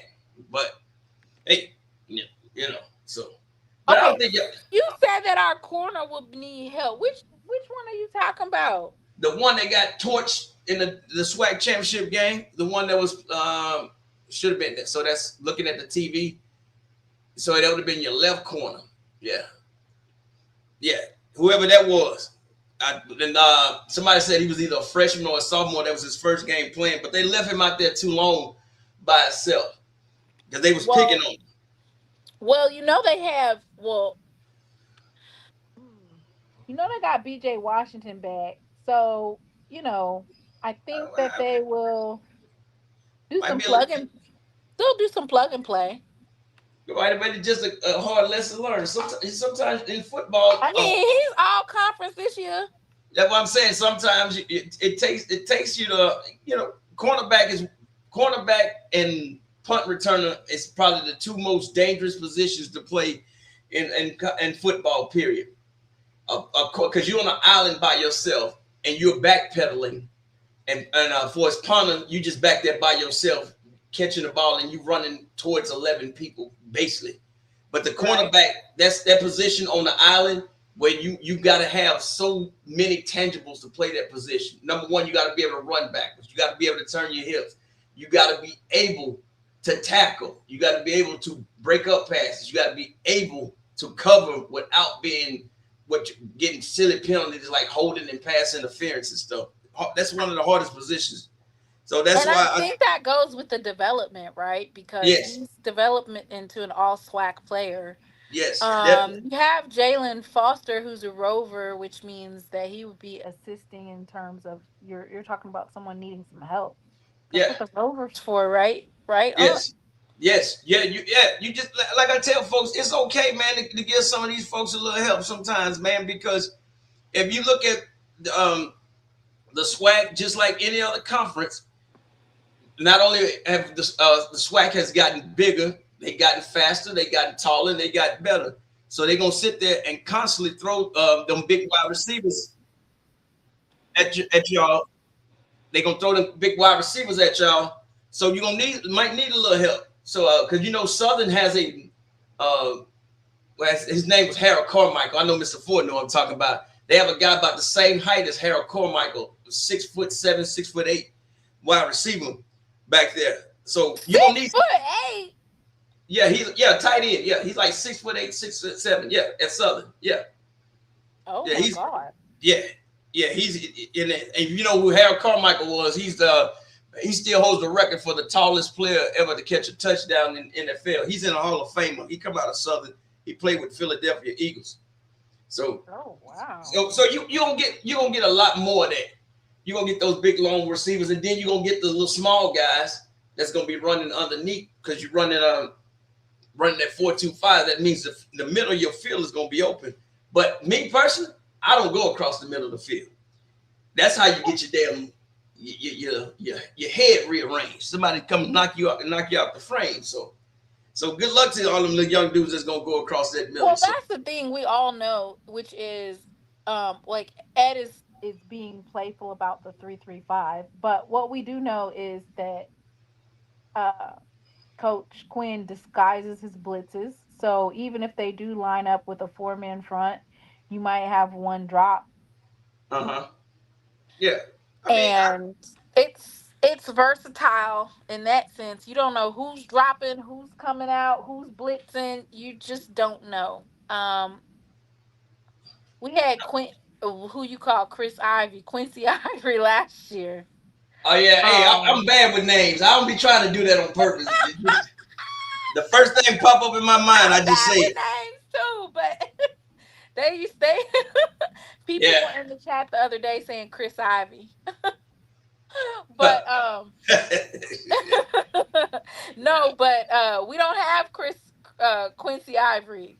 Yeah. So, you're gonna be looking for, of course, a Reid Pulliam, depending on, Wait, I mean, he's a linebacker, but he's hybrid, right? yeah, I'm about to say you can see with those hybrid linebackers like that when you need pressure, you can bring them in to blitz, or you can put them in on the edge.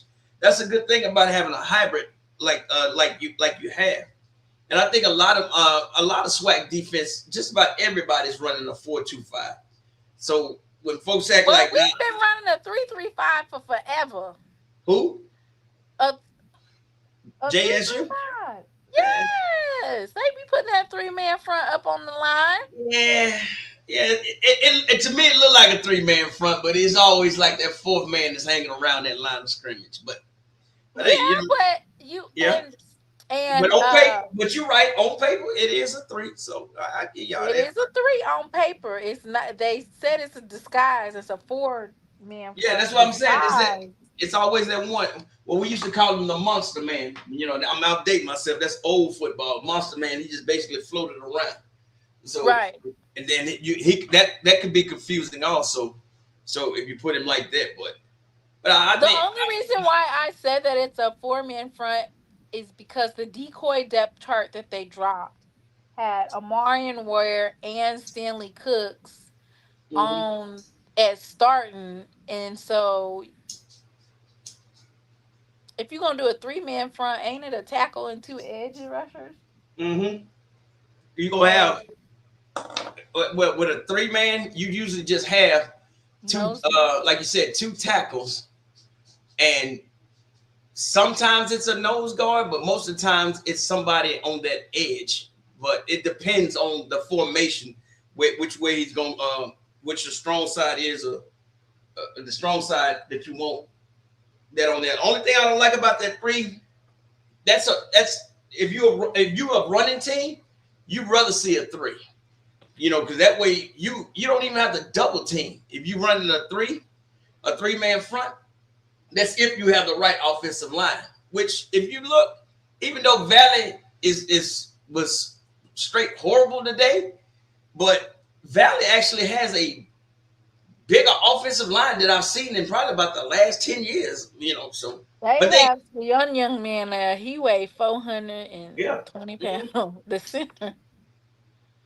I told him, I said, Uh, yeah, they look like trash. But the quarterback just kept throwing the ball away. I mean, so maybe I Was got it Josh Brown? I don't I I couldn't do nothing but laugh. That's all I said. Damn, man, it was just that bad. It was that bad. They actually had like maybe one or two good offensive series, and then they just looked lost. I mean, Nichols is nowhere near that good. So, but the only thing I can say about that is, FAMU. That's what you lost to. That's that's all Why I can you say. bringing up? FAMU would say, "Why you bringing up old shit? I'm just keeping Why it you real. bringing up old shit?" I'm just keeping it real. FAMU, that's what you lost to.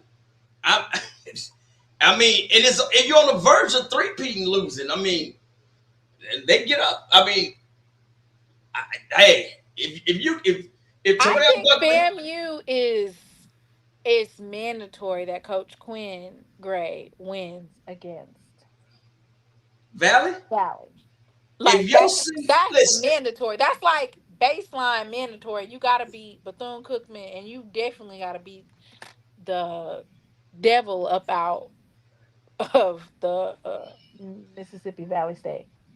look, if your season has Valley as a mandatory win, go take your ass to Division Two. Go somewhere. Is Nichols FCS? I think so.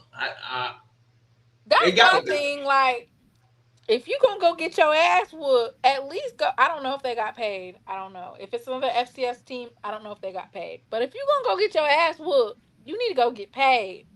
Mm-hmm. I don't know if they got paid for that. Ain't all these folks that be like, you need to go play another FCS team. If I'm not speaking for Jackson State. I'm just speaking for teams when you decide to go play another. Like for instance, what do you think Prairie View gonna do against? What you think they finna do They playing what, against? Tarleton, right? Is it Yeah, Tarleton? Tarleton, who actually is planning on going FBS next year. What do you think that they're gonna do?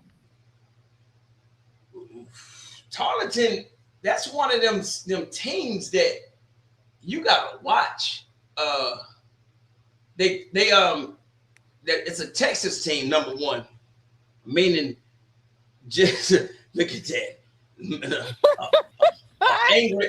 Angry milk dud for no reason. But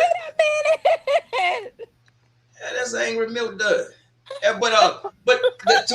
But see, Tarleton is one of those schools uh, that can get a lot of players that can't get into like UT or Texas A&M or Texas Tech. You know, they get players like that, and that program has actually been doing pretty well lately because They they trying get, to go FBS. yeah. I don't So know I'm why. just, I mean, they have that. Like, we're gonna see what they're made of this Saturday. Well, Um, I mean, I like listen. I don't expect Fairview to roll over, but oh if it right, comes, I expect them to, yeah, but if it comes down to coaching, Fairview coach, he's proven that he cannot coach. It's 3 games you that you talk can go back. about proving he can't coach in big games, or because he was Coach, able to period. get. Okay, Coach, so he was period. able to get down on Texas Southern. He beat Alcorn State. He beat. Oh, The he lost to Alabama State though. On a backup quarterback. He has a set game plan for every team. Uh huh. If it's one wrinkle that other team puts into their playbook or program, he has no idea what to do. It almost happened in the Alcorn game. It damn sure happened in the Alabama State game, and then it happened in the Celebration Bowl. Look at those 3 games. So listen. He gonna have to show me, and beating Grambling and Texas Southern and UAPB. Come on, man. And I'm not knocking those schools, but come on, man. The West has been a thorn in the SWAC side for how many years now? Quite a The while. West, I feel like the West is better this year. It's Oh, competitive. who? It's competitive. Name the 3 competitive teams. Prairie View's competitive this year. Okay. Grambling. Stop. Stop. Stop. Stop. You know, I got kicked out of a Gremlin page. I told them, You don't think Grambling's gonna be competitive this year? I stop. think they're gonna be competitive. And Alcorn State, Prairie View, and Grambling. I can see Alcorn. Alcorn. That team has been together damn near 3 years. It's time for that coach to. He has to be this has to be a year where either he wins that conference, I mean the division, I should say, or he's damn near a game away. This is no ifs and buts about it for him. But Grambling being competitive, stop. Like I told Grambling, they're just like the other 10 teams in the SWAC. You only play one game per season. That's against Jackson State. After that, you lose it. Go back and look at Grambling every time. In the last 2 years, they beat Jackson State. Go look at what happened to them after that. I actually think that their season could have went differently had they not gotten to that fight with Bethune-Cookman. They could have beat Alcorn State. Well, who told him to go out there acting like boys in the hood or boys in the woods? Ain't nobody told them boys to go out there and do all that karate kicking and stuff. They brought that on themselves. No, I'm telling you. Disrespect will be met with disrespect. Yeah, and I agree with you, but they should have waited to the quarter, fourth quarter, hit all zeros, and then they should have went to one of them sugar mills around the corner and round up in Union Parish, and they should have fought up there. Then doing that on that field, man, no, man, yo, I was like that. That's what they should have did. I said nobody would have known nothing. Both teams could have went right out of the hole into one of them sugar mills. Squaring up after the game, no. Yeah, do it after the game, because all they did was make themselves look crazy. Because I was like, man, I cannot believe them country people fought. But Bethune Cookman like to fight anyway. Bethune said, we ain't no hoes. You ain't finna hoe us down here in the hole. Well, there was one young man, he was taking everybody. He took about 3 or 4 players out. I said, God, dog. Yeah, well, Bethune tries to fight everybody every year. Really? Every year they tries to fight.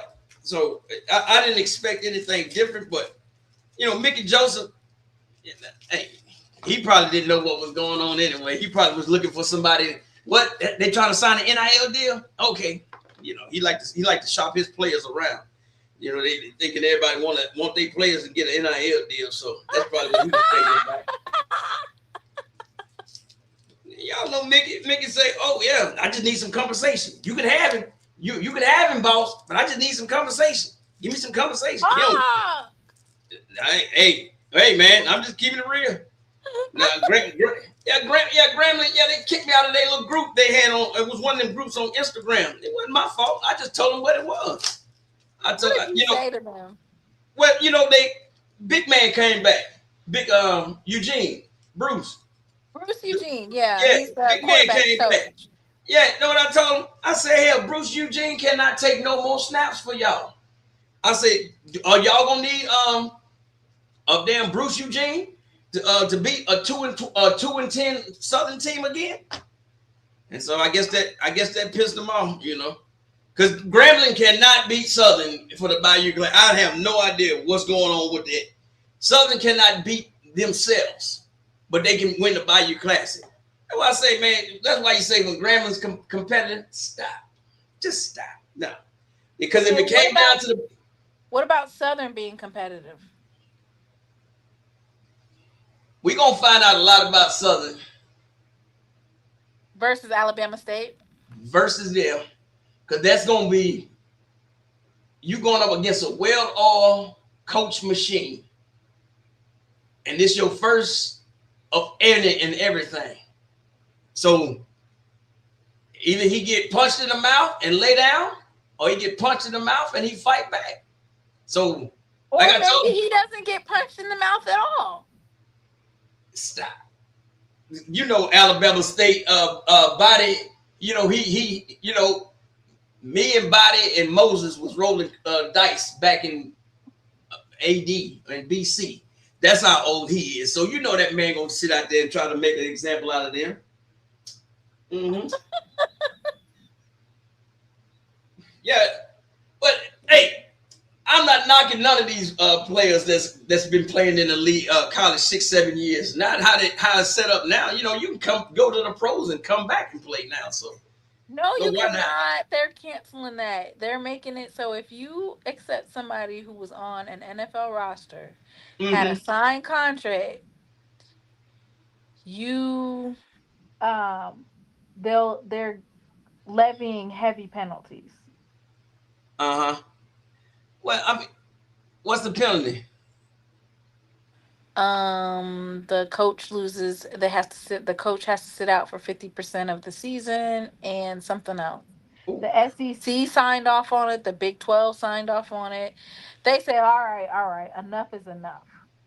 I'm Which I surprised. thought it was. I thought it was crazy because um I thought that if you didn't sign a contract, that you were eligible to go back. Now they're trying to say And even if you are on the practice squad, yeah, and I'm even about to if say, you're on the I mean, practice squad, you are NFL caliber. Like that is kind of crazy. because see, my thing is this: if what they said was going to be, how many people that was going to be cut? What, 1,500 people? Or some, it was some crazy number of how many people that was going to be cut. It was going to be basically out of a job once the roster get down to 53 people. So Right. my thing was like, hey, why not? I mean, it just depends. Like if you chasing a check, or some folks just want to play again. But I would be like, hell with it, man. I hey, that's why I tell people, get your damn degree, get your degree, and keep it moving. So, Right. but if not, if you just feel like you just got to go out there and put your body through that torment and pain, go do it. So, well, but 90-man roster gets cut down to 53 this Sunday. this Sunday, think about that. That's what 32 teams, and see how many thousands of people that's gonna be out of a job. So, I don't. Well, they better get to getting, right? That's what I say, man. You went to school. Hey, some people actually Let's did go to go go to to college. the all the other leagues. The UFL or whatever it is. Yeah, There's UFL, there's XFL, there's indoor football league, the there's Canadian League. Yeah, Canadian yeah. I league, mean, if you want to play, yeah. I mean, there's so many different leagues. mm-hmm. Like there's a couple of our players that play on them. Yeah. Your quarterback plays in Canada. No, Uh, he's now at Austin P as a head coach. Or not a head coach, as a coach. He's he's at Austin P now. Jacoby and Morgan. what he turned? Wait a minute. Oh no. I guess he say hell with it, huh? He's yeah, he's Jacoby and Morgan is at Austin P. Wow. Damn. But I hope he getting paid well. God damn. Um and but like John Huggins and Devontae Davis, they both play for the Jacksonville Sharks. Uh huh. I mean, And I believe that that is a part of the indoor football league. uh, It's in Jacksonville, Florida, the Jacksonville Sharks. man, I take my degree and use my little college fame and get me a little nice little cushion job. That's what I would do. But hey, them Them guys. cushy jobs and far few in between. That's what I'm saying. You gotta use your little college. Hey, I'm so and so from the so and so. You know, that's what I'll be trying to do. I mean, hell, because I mean, damn, it's so hard to make an NFL roster. And then Yeah. the practice squads, the odds of you coming off a practice squad is, I but then mean, the again, practice squad pays good money though. yeah, I mean, but aside from like, okay, I practice, they still getting paid, and I think they get fed at uh-huh. least twice a day. They get fed, right? Uh, Don't they get breakfast and lunch? I hope so. Yeah, they had to feed me all that damn pain. I'm going out there and nonsense. Right. So like, They might. get you a roommate and stop trying to ball out.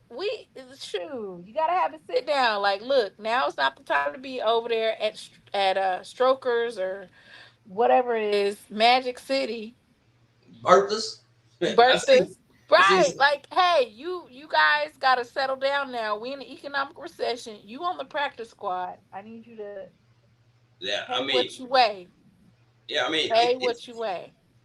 it's just hard. It's difficult to get on any protein to make it. That's why when people are like, oh, he sucks, I'm like, bro, you know how hard it is to get on a protein. Right. Now, So we're hoping that well um we have a couple of our players what about Isaiah Bolden, he signed with the Eagles, so we'll see what that looks like before the what cut down. And then what we about have my man's Marcus who? Dupree grandson? We ain't heard from him. I ain't heard from him. I ain't heard nothing. I haven't seen him on the Now, Cleveland Browns. did he sign with the Signed with Patriots? the Cleveland Browns. Oh, well, damn. Hell, I wish he wouldn't have signed. Damn. He came back this year. Yeah, man. Oh my goodness. Yeah, I didn't know he had signed with Cleveland. Yeah, Oh he well, signed an actual contract. Like he's assigned. So hell, yeah. So that one is that's a no-go. okay. Well, man, good Practice luck. squad gets free food at the facility and take home what they want at UPS. Shut up, Ed. Ed be on some other stuff. And where's Crook at? Somebody in the chat said rank Delaware State. Delaware State. That's D-Jack team, right? Yeah, they beat Stony Brook. They all right. But the thing is can they beat South Carolina State? Because that's what it's going to come down to again this year. I still think South Carolina State, they're not even satisfied about beating Fairview. Well, Stony Brook football has been picked 5th to finish the CAA. Yeah. And they got it was a tough game, but it really actually I feel like Delaware State had a couple of plays where they could have shut the game down and they just missed it. Like, there's a couple of plays where, they had Stony Brook at 4th and long and they let them score. But always the first game of the season is always the roughest game because you go from right. You trying to figure things out, yes. Right? Yeah, and now you got a game under your belt. Now you know what works for you, what you can adjust to help you along the way. But that first game, that's why you was asking about Southern. It's kind of hard. If Southern would have been playing somebody else for their first game, I think they would have been better off. But Alabama State, like I've told everybody, you just coming out swinging. Yeah, if Alabama State don't win, and listen, they got to win the whole damn thing. They got to win their division. They got to win the SWAC conference. Then they got to win a Celebration Bowl. If not, this season for Alabama State is a effing failure. Bottom line. So any Hornet fan up in here, you have to win your division, the conference, and the Celebration Bowl. If not, y'all do not need another 28-year-old quarterback, another day in y'all damn quarterback history. God damn it. Bottom line, I'm being not 28. He's 35. I know. So they said Delaware State's defense was weak as Sweetwater. Well, so what would you say about Stony Brook's offense then? If their defense was that bad that they couldn't beat them, they couldn't outscore them, I should say. That's why I'm just like, like I said, and I say it every year, which is that FCS teams that are non-HBCU, they're always ranked higher than HBCU teams. They always give them the benefit of the doubt. They always give them the edge. Yeah. It just look at the top 25 FCS schools ranking. And you got the Bees is in the chat. The Bees is in the chat. They hear you talking noise. They said and will. Well, I wouldn't be surprised. I wouldn't be surprised if Andrew Body in the championship and the Celebration Bowl. Yeah, I wouldn't be surprised if Andrew Body during the middle of the game pulled out his scepter and just departed the whole football field. He was back there with Moses and telling you, and went up there and all that other good stuff we did up there with the 10 Commandments, broke them on top of the mountain and all that other stuff. So, but you better win it. That's all I'm saying. Y'all better win it. Because if not, I don't want to hear y'all talk for the next 40 years. I'm serious. Because for the last 2 years, all they talked about was losing to Jackson State at the last play in the fourth quarter. Oh my God. Lord, I just seen it today. I seen a post and it was like they were one play away. Yeah, that's it. That's all they've been talking. One play away. The last 2 seasons, that's all they've been talking. So either third time's a charm or you get your ass and sit down somewhere. Just go. Just go. I'm serious. I told them, I said, they are getting, Alabama State fans are getting like that FAMU fans, like when they had Willie. Oh, when Dion left. Coach Oliver said you act like Smoot didn't win the last 5 games when Body went out. Did the offense change? Oh. I would say that the offense did not change, but what I would say is your offensive coordinator is not the same this year. That's what I would say. Bottom line, Coach, you can't beat Jackson State. Bottom line, you had that one fluke victory, TC's first year. Ever since then, you come up short. You come up shorter than exit 1 going to exit 6 on Highway 85. So if you're a Hornet fan, you know what I'm talking about. I'm just saying, Coach. Don't shoot me. I'm just the media guy. I'm just the media guy. I'm just saying. You just look. He said we upgraded that coordinator. Tony Hull gonna hum. That offense gonna hum with Tony Hull. Well, I can say this. You done changed the schedule around. You wanted to play at homecoming. You don't want to play him at homecoming. You want to play him at the beginning of the season. You don't want to play him at the beginning of the season. Now you're trying to play him in November at the end of the season. Now you know Andrew Body is fragile. So mess around, play if Jackson State look too late. Andrew going to be over there in the sling again. So I'm just saying, you shouldn't have tried to play Jackson State the first, 2 or 3 games, So, Body is known to, you touching, he's a little fragile. He'd be over there working out with me, doing them 15-pound dumbbells, trying to get that bone structure right. So I'm just saying, and y'all playing, and y'all playing them at home. That's all I'm saying. No excuses.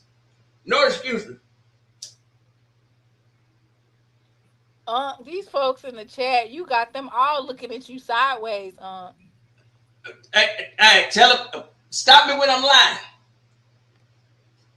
Hey, I can't help it. I cause it.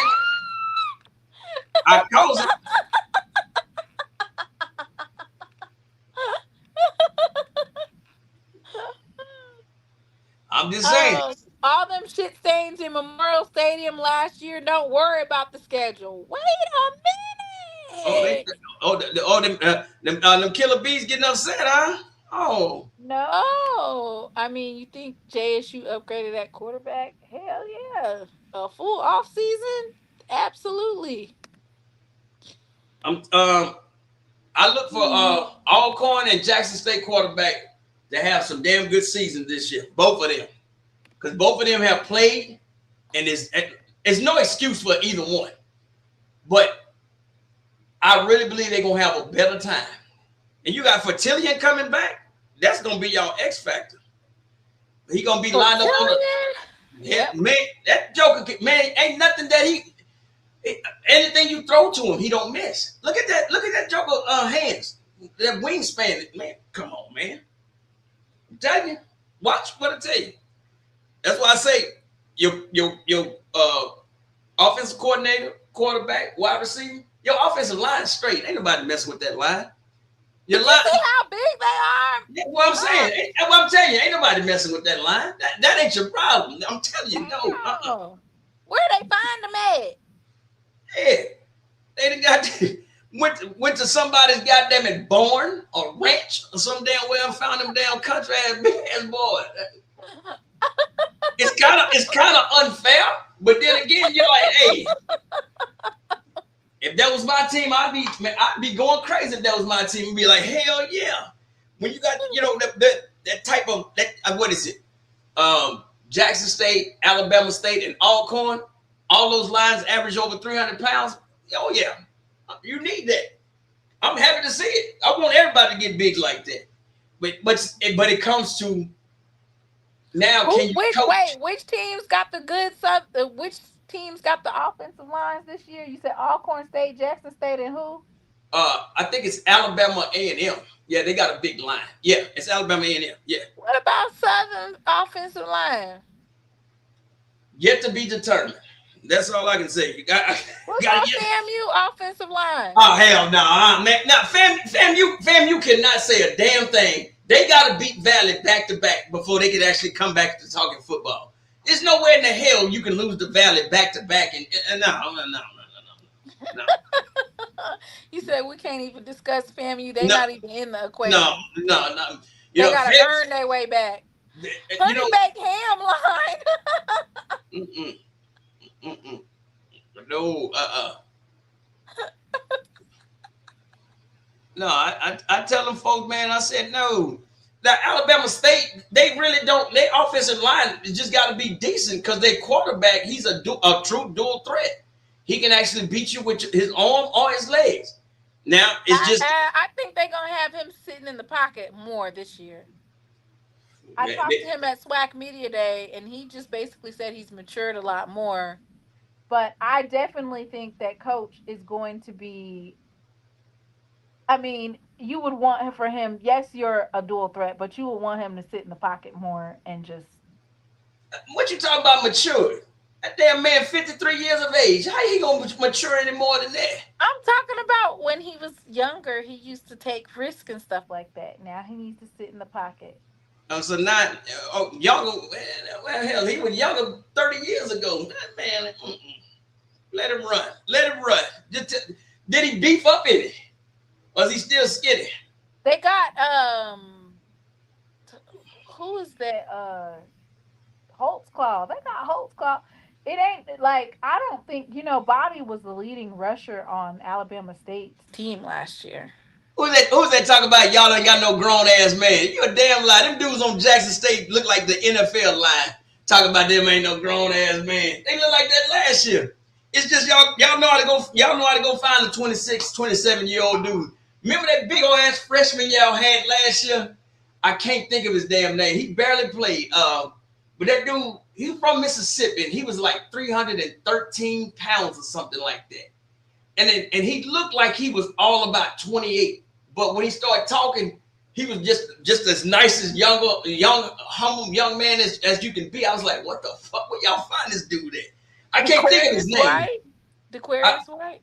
Yeah, he barely played. I know he's gonna play this year. I mean, I'm like, God damn though.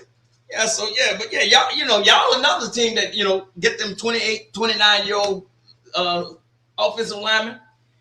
But they say they only 21, 20. So I just go with what they say on paper. But Body, yeah, me and Andrew Body probably went to high school together, Yeah, him, the dude from Alabama A&M, he was a grade ahead of me. The quarterback for Alabama A&M, yeah, that dude old, man. But like I said, man, good luck to him. I'm glad they there. Keep on shit. Get you another year out of it. When you going live? Tomorrow. I'm going live tomorrow. I was supposed to go live tonight, but I had to go to Bertha's. They had that shrimp and alligator pasta, and I sat around over there watching them folks up in there dance. If y'all have never been to Bertha's, don't go. That has to be the funniest old folks club in the world. I like going to old folks clubs. Well, you would love Bertha's. Listen to some good music. Okay. They don't be too high strong, no YNs running around, hot boys and stuff, Nah, ain't none of that up in there. You might find somebody in their whole entire work uniform up in there. I'm talking dudes up in there that's fixing potholes and working on mechanics and anything else come up at Bertha's. I'll tell you, Bertha's is haunted. Don't go up in there. All the lights are always on in Bertha's because everybody there old, so you can't can't turn the lights down. We've been and ran into each other, so that's why the lights always stay on in Bertha. So yeah, I think hell, I'm 51, so the average age up in Bertha is probably about 48, 49. So you can go up in there you want to. So, but it's gonna be. Whit ask, are you streaming the game? Which game? I'm gonna say which one y'all want to. Which one y'all want to see? I think you can only stream ESPN Plus games. To be Oh, on the the safe side. ESPN is kicking off also. No, I'm saying like if you are gonna stream a game, Uh-huh. that would probably be the only one you could possibly stream is that ESPN Plus game.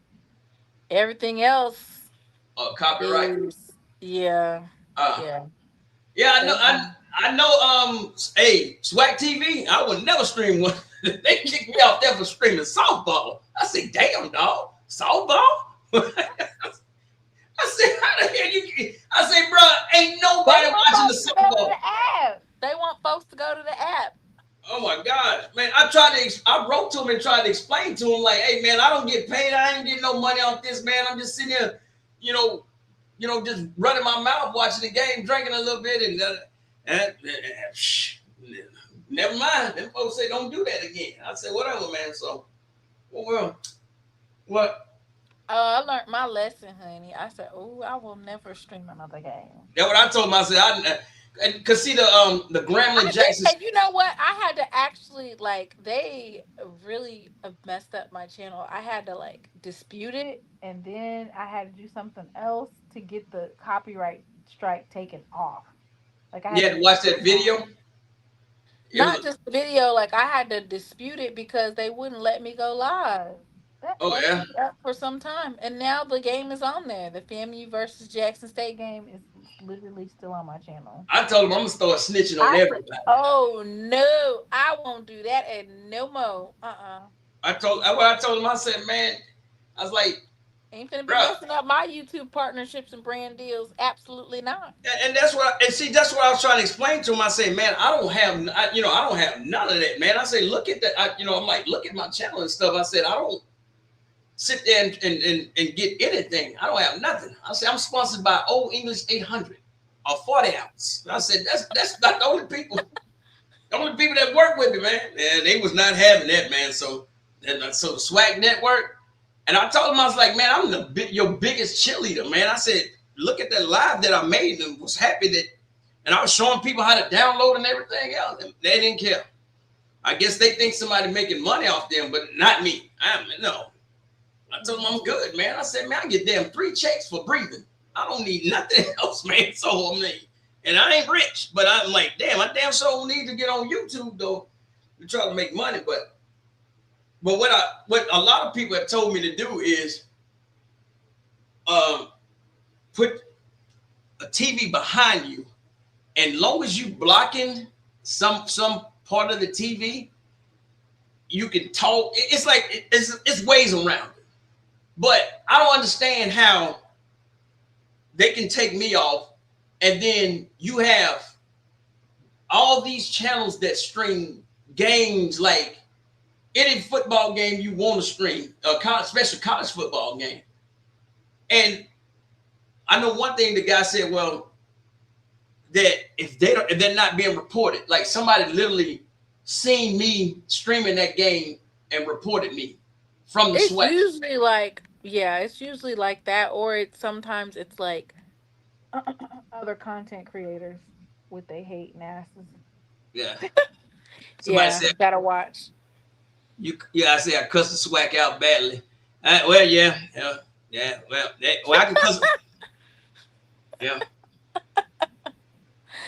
Well, all right, Unc. So we'll be tuning in with you tomorrow. Yeah, tomorrow. Yeah, what today? Yeah, tomorrow. Today's Yeah, I'll be going. Thursday. Tomorrow's Yeah, Friday. Yeah, and then Saturday. Yeah, Saturday. Is game day, y'all. I'll be streaming all kind of shit Saturday. Let them kick me off, God damn it. But I'm gonna get. God damn it. So SWAC, you heard me. I'm coming any damn way. It's the first game of the season, so I might be trying to watch. Cause you remember last season, Tennessee State versus Jackson State game. You should be good because it's ESPN Plus. Like definitely should be good. Okay. Oh yeah. Okay. That's yeah. That's what time? That 6 or 7. Yeah, 7. I thought it was 7:30. It's 7:30. Saturday night 7. Oh Yeah, yeah. they don't start. The game don't start till 8:30. Like I can't even imagine having late night SWAC Saturday. It'll be the first one. It starts like at 11:45. I'll be Damn good, near man. midnight. Well, that's good. That give me an excuse that I can swing in the Berthas after the game go off. So go down. Yeah, it's but oh, before I get off your channel, man. But if anybody has a small black owned business and they want to do what is it, promo or free advertisement or whatever, tell them Wednesday. I go once the season start. I go live Monday, Wednesday, and Friday. But Wednesdays is Black Business Owners Day or whatever. You get to come up there free of charge to tell folks about your business. And I hope your ass ain't no scammers. So, but you more than free to come up there. And I want nobody to say I was watching the Orange SWAC Sports and this woman came up here. This was a damn scam. So leave all y'all. What's that song that little young lady saying? Where all y'all scammers at? No, I don't need y'all. I'm talking legit black owned businesses, not the little scammer folks though. Yeah, Where all my scamming. yeah, that song. Yeah, y'all stay away. No, y'all do not come on Wednesday. No, no, no, no. Y'all go somewhere else, man.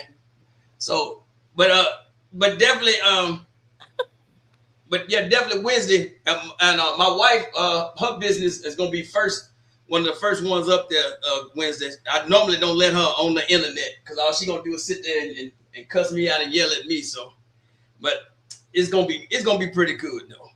So, Okay. but thank you though for letting me come up. So, and Thanks so for Saturday, coming.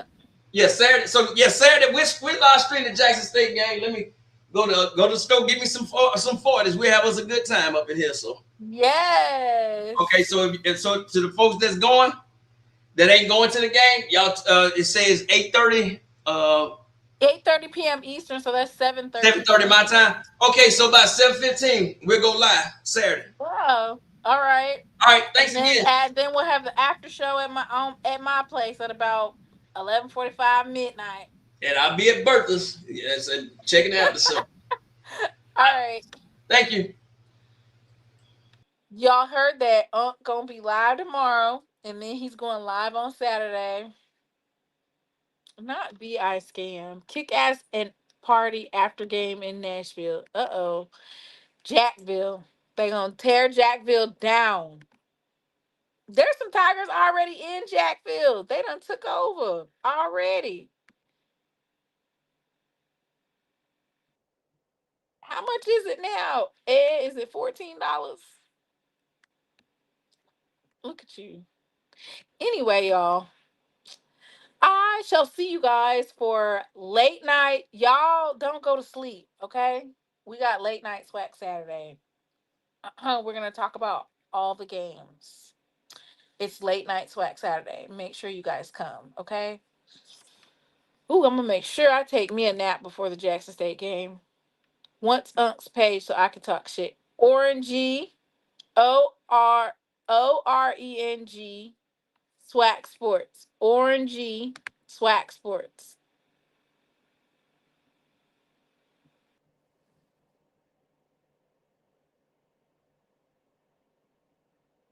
Okay, let me see if I can find this stuff. I can't find it. Yep, it's Orangey SWAC Sports. Here it is right here. So it's OREN, and then you could put G and then put SWAC Sports in the search bar. And yeah, the lives be fun. I'm gonna paste the channel link in the chat.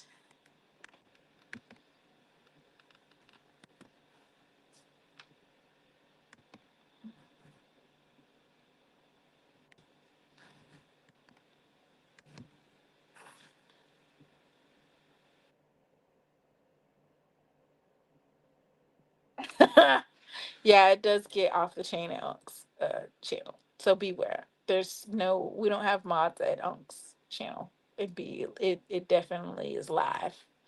But it is a good old time. So I will see you guys for my first late night SWAC Saturday of season 4. Y'all be blessed and have a good night. Hello, welcome back to Lessons with Kobe. Today we will be learning the term belt to ass in sign language. First, we're going to break it down. Stay with me. Belt to ass. One more time. Belt to ass. Together now. Belt to ass. And that concludes my lesson. Man, hey, write a check your ass in cash, man. That's all I can say. Man, hey, write a check your ass in cash, man. That's all I can say. I've had some weary days and some sleepless nights,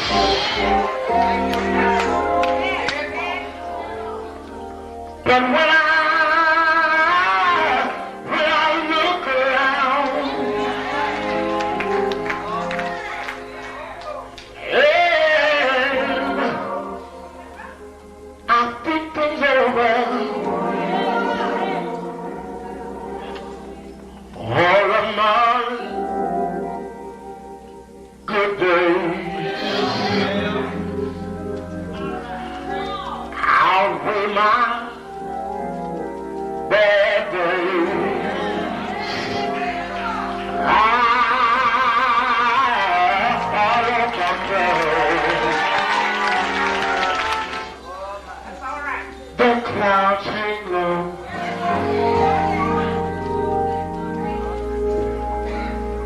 I can hardly see the road. I ask the question, Lord. Lord, why so much pain? But He knows what's best for me.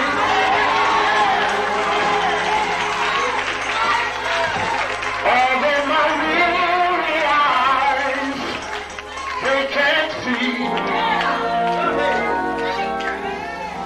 so I'll just say, thank you, Lord.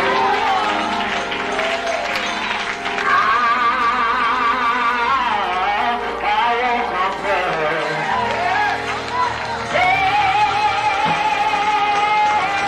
But He is so good to me. He's been good to me. More than this world you could ever be. He's been so good.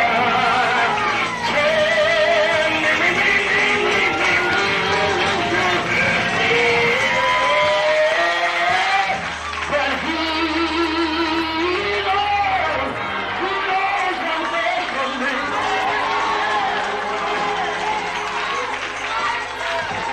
Although my weary eyes, they can't see, so I'll just say